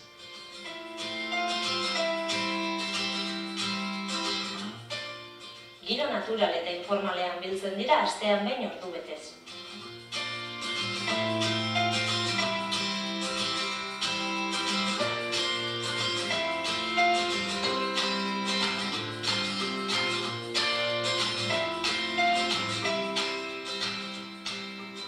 bildu gara gurasoak berbetan taldekoa, eta gurasoak berbetan da pizkat euskera praktikatzeko era ludiko batean, eskolatik urtetzen dianean uniak, parkera joaten baldin bagara edo kafetxo bat hartzen, euskera praktikatzeko momentu bat. Eta orduan, programa da, eta guak uzauen ginen, programa horretara, pizkat euskera sustatzeko, eta gure artean bebai, etxen dugu auto bat, eta konsientzia bitzen gara, eta orduan, euskeraz konsientzia auto gauz, euskera gaiza praktikatzeko, gure artean, eta ikusteko uniak, beraien guraso bebai, beraien artean euskeraz hitz egiten dutela. Eta ez da bakarrik eskola eremuan edo erabiltzen da zehoz, ez? Nik konturatzen naiz, nik entzente baluneekin txikitxikitatek euskeraz, baina konturatzen dutan, gero etxetik irten, eta azkenean ez den dira euskeraz dut egiten, eta nahi nuen, magoiak esan duen bezala, uniak ere egitea, beraien gurasoak, esfortzu egiten zutela euskeraz mintzatzeko, eta euskeraz praktikatzeko, eta euskeraz hitz egiteko, eta beraiek ere ohitura hori hartzeko. Gainera, eta pito antolatu dute gauza pilo bat, ostiralian, tailerak, irterak, eskulanak uniekin, denak euskeraz, ondo pasatzeko. Online bidezko topaketak ere posible dira hemen.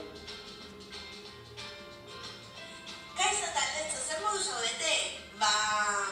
Ni hemen ondo, baina gutxi gora bera. Ikusten duzue, ze erreza da euskeraz mintza egin eta praktikatu. Guk astero behin hemen elkartzen gara, taldetxo txiki bat gara, eta oso ondo pasatzen dugu, kafetxo bat hartu, eta gure artean hizketan egoten gara, eta, animatu, etorri, taldetxo txikiak handiak denetik daude. Eta animatu, etorri euskeraz mintza egitzera. Etorri eta euskaraz mintzatu, eta elkarrekin euskaraz gozatu. Animatu eta izena egan.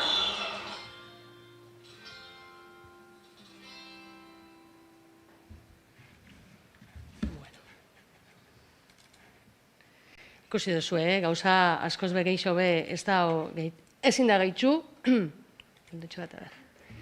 bideoak berak ondo esplikatzen dago, ezta? Berbetan mintza praktika programia zer dan, hori ikusten duzue. 2002an sortu zeban, Takitxo Euskal Elkartiak, egitasmoa, herriko bi euskaltegisekin elkarlanean, aekakin eta udal euskaltegisekin, eta ikusten duzue, ikusi duzue bideoan, eta hor argazizetan ikusten da, ezta? Eskaintzen da bena da, giro naturala, giro informala, lagun giro atsegina, euskeraz lasai hitz egiteko edo euskera giro lasai batian praktikatzeko. Astean behin elkartzen dira, talde txikixak izaten dira normalian, justo goiko eskarraldeko hori igual pixkat onditxoa da, baina, alegintzen gara taldeak txikixak izaten, eta talde horietan egoten dira euskaldunak edo euskeraz ondo moldatzen dianak, euron euskera gaitasuna edo hobetu nahi dutenak edo praktika hori behar dutenekin, ez da? Eta, astean behin elkartzeaz gainera, gero bestelako ekintza osagarri batzuk eskaintzen dizkiegu, urtean zehar, izan daitezke, irteerak, ikastaruak, lehiaketak, eta hori izango litzake pizkatxo bat berbetan programa orokorra zer dan, ez da? Baina urtiekin, gu egokitzen joan gara, esperientziak berak markaudezku bidea, eta ordan, gizartean premiero demandara egokitzen joan gara, eta ordan hainbat adar sortu jakoz, berbetan programari, 2010 urtean sortu zen gurasoak berbetan, 2013an dendarixen gana jo genduan, eta 2014an ostalari edo tabernarixen gana. Alegindu ginen, bai dendarixekin eta bai tabernarixekin, mintza praktikako taldiak sortzen, baina euron ordutegi izan gaitzik eta zaila itzen jakuen asteroko maiztasun horri eustia eta astero elkartzia. Eta horren pentsago genduan, zero beto edo zer naturalagoa euskara praktikatzean nun eta euren inguru naturalian edo euren lanpostuan, ez da? Bezeruekin edo erosliekin. Hola jaio zen Euskaraz Primeran kanpaina, eta Euskaraz Primeranen daozen establezimentuek hartzen da ben konpromisua da, behintzat lehenengo berba bezeruekin euskeraz izatia. Baina, bueno, hori pizkate beste egun baterako lagako dugu, ze gaur gurasoak berbetan programan zentrauko gara. Eta Kito Euskara Elkartearen ardura nagusi zenetako bat betidanik izan da familia bidezko transmisioa. Gurasoen artean bueno, aspaldi txikan ja igarri genduan nolabaiteko kezka bazeuala, euren seme alabekin jolasterak orduan, edo etxeko lanak eitzen laguntzeko orduan, edo beste barik familia giruan euskaraz jarduteko zailtasunak zituztelako. Orduan, hori guztia aintzat hartuta eta horrek bultzatuta, jaiozan oindala 11 urteia, gurasoak berretan programa. Mintza praktikako taldeak eskaintzen ditzegu gurasuei euskara praktikatzeko. Horrekin lortzen duguna moduren batean da hizkuntza ohituretan eragitia eta gurasoiek hizkuntza ohiturak aldatzia edo pixkanak aldatzen joatia.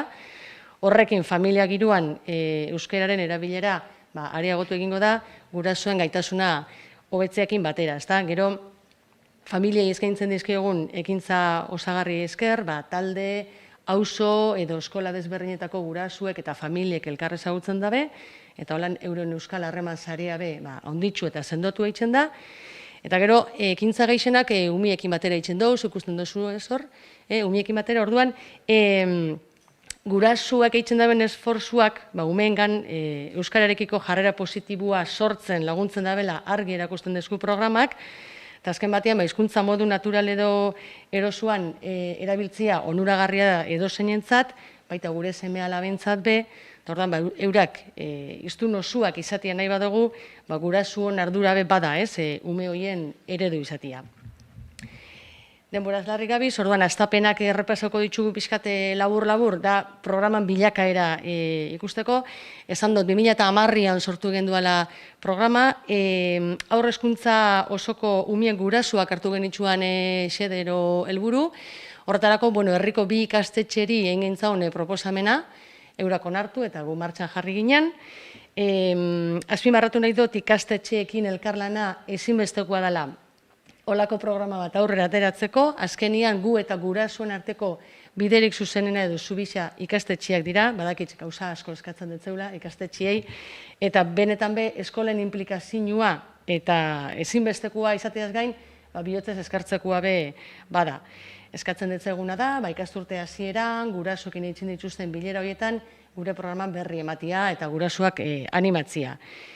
Eta horren aritik antolatu genduan gainera, justo oindala 11. edizioa, 2011ko maiatzean, transmisioari buruzko lehenengo minte gisa. Erantzuna ona zala ikusitza, pizkanaka programa zabaltzen eta haunditzen joan ginean, hor ikusten duzu, haur hezkuntza osoari eskaintzen jarraitzu genduan, baina 2 ikastetxetatik 7 pasau ginen, ikastetxe guztietan ingenduan eskaintza, handik urte betera beste saltotxo bat eman genduan, eta HHNSS-ik LH bat eta 2 mailetan be hasi ginen programa eskaintzen, eta gero horrengo bisetan igual izan zen bilakaera nausizena edo, zaren genke, zabalkundia onditxu ingenduan, LH osora eta aurre eskoletara bebai, eta eskaintza berabe nabarmena onditu zen, ez da, maiztasunean batipat, hilero hasi ginen gauzak eskaintzen, irteerak, tailerrak, hitzaldixak, umientzako ikuskizunak,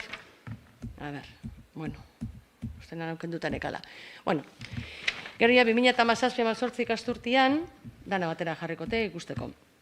Beste koska bat edo beste buelta bat eman gentzan programari, Horan batetik, ohiko mintza praktikako taldeak egin gauzen, eta dakauz, ez dian behin elkartzen dianak, ordu bete, orduta erdiz, baina bestetik talde naturaletan topau genduan olako arrobi txiki bat, ez da?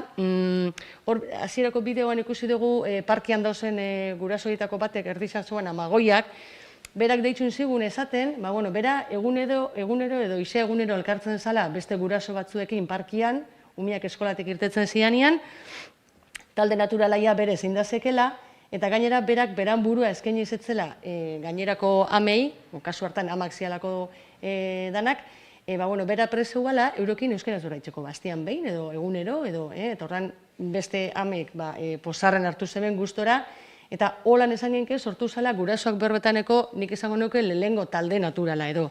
Eta ikusi genduan gainera, talde naturalak askotarikoak izan daitezkela, ez bakarrik parkean elkartzen dira zen gurasuak, izan laike musika eskolan kanpuan umien zain dauzen gurasuak, edo asteburuetan mendira juten dira zen familixak, edo patinatzera, edo ostiraletan potetxo bat hartzeko gelditzen dira zen lagun kuadrilak, ezta?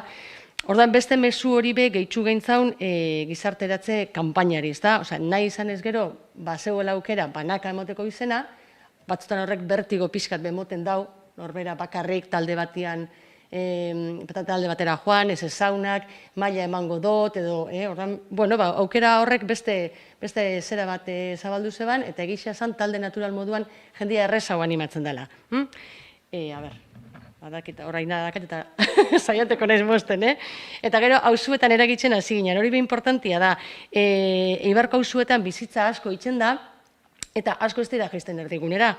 Ordan pentsau genduan, bueno, ikasturte hasierako kanpaina eta bakarrik Eibar erdixan, Untzaga plazan egin beharrian bakarrik, auzuetara joango gara, eta hola nahitzen di dugu azkenengo urtietan, Eibarko 3-4 puntu desberdinetara joaten gara gure programan berri ematera.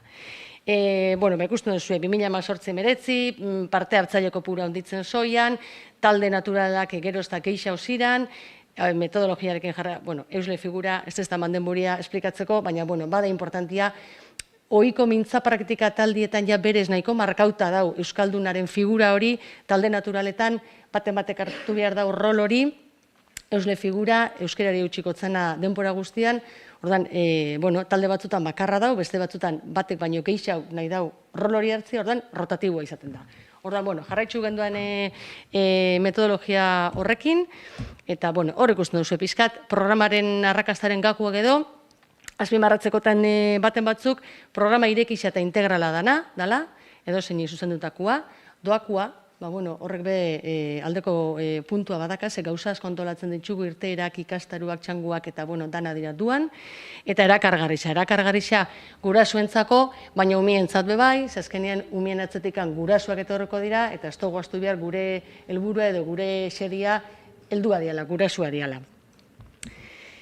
Eta gero, baina barbentzianeko nuke pixkat programak eskaintzen dituan balixuak, ez da, gozamena dakagu batetik, ondo pasatzia, euskera gozamenakin lotzia, ilusinua, alaitxasuna, lehen olatze guztot komentau da bela, ez da, ahosko euskerakin harreman gozua eukitzia, eta azkenean horretanok indartuko dau euskararekiko atxikimendua, ez da, bestetik harreman saria, lagun berrisak eitxia, elkar ezagutzia, lehen aitzatu duten euskal harreman sare hori sendotzia, eta hirugarrenik elkartasuna, ez da, taldean jardutiak azkenean konpromiso bat eskatzen dau, eta eskutik lotuta datoz gero, solidaridadia edo eskuzabaltasuna moduko balixuak.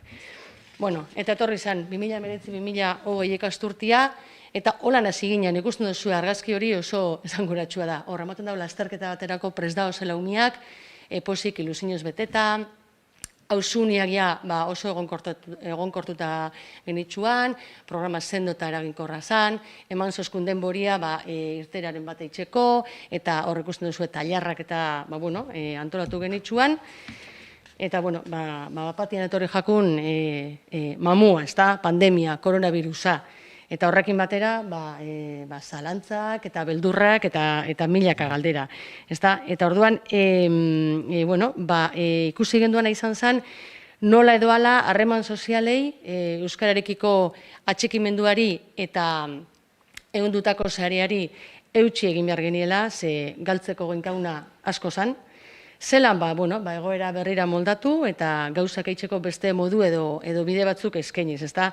Adibidez, berbalagunei, lehen bideoan ikusi dugu, eskaini jakuen euskera online praktikatzeko aukera, erantzuna oso nahi izan zen, ia talde guztiek eman zen baieskua, eta gainera eutxizetzen maiztasunari, astean behin, elkartzen ziren, aste hartetan elkartzen baziran aurrez aurre, online bebai, aste hartetan jarraitzu zeben elkartzen, eta, erantzuna hona izan zen. Gurasoen kasuan, pentsau ez, danak etxian, aitatxo, amatxo, seme alabak, kasu batzutan aititxa, amama, etxealdia bere zango gorra, eskolak etxetik hartu bihar, gurasuak batzuk behintzat etxetik lanian, etxetik ertin izen da, horrek ekartzen zeban agobio puntu horrekin, ez da?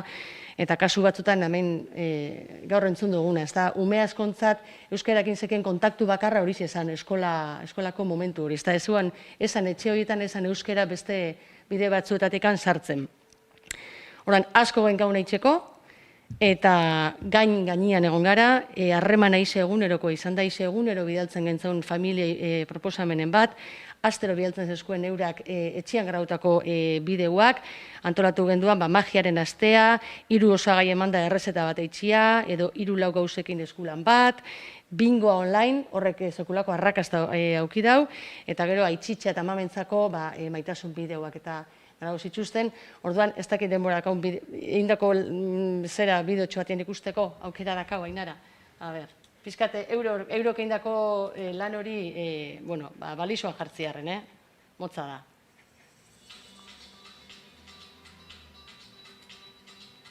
Ai, ez da ikusten, txoina? PowerPoint eitxibia dut? Igual ez du minimizau.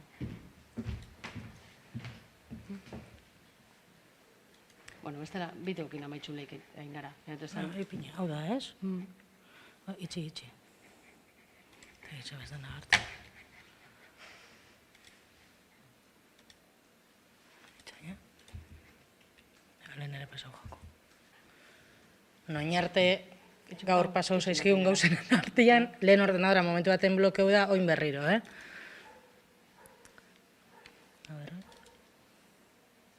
Txepela. Ai, a ver. Gelditxu. Gelditxu. Zein da gelditxu. Ontxentxe. Vale.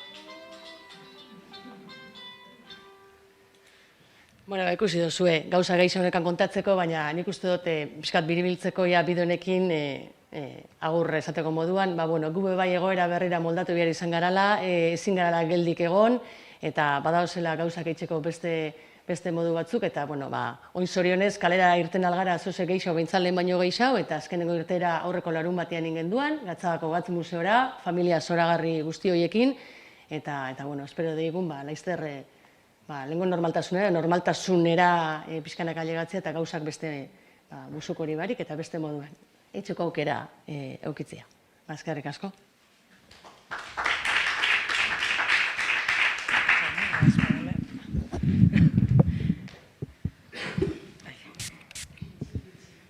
Bueno, zeo zer galdetzeko, komentatzeko.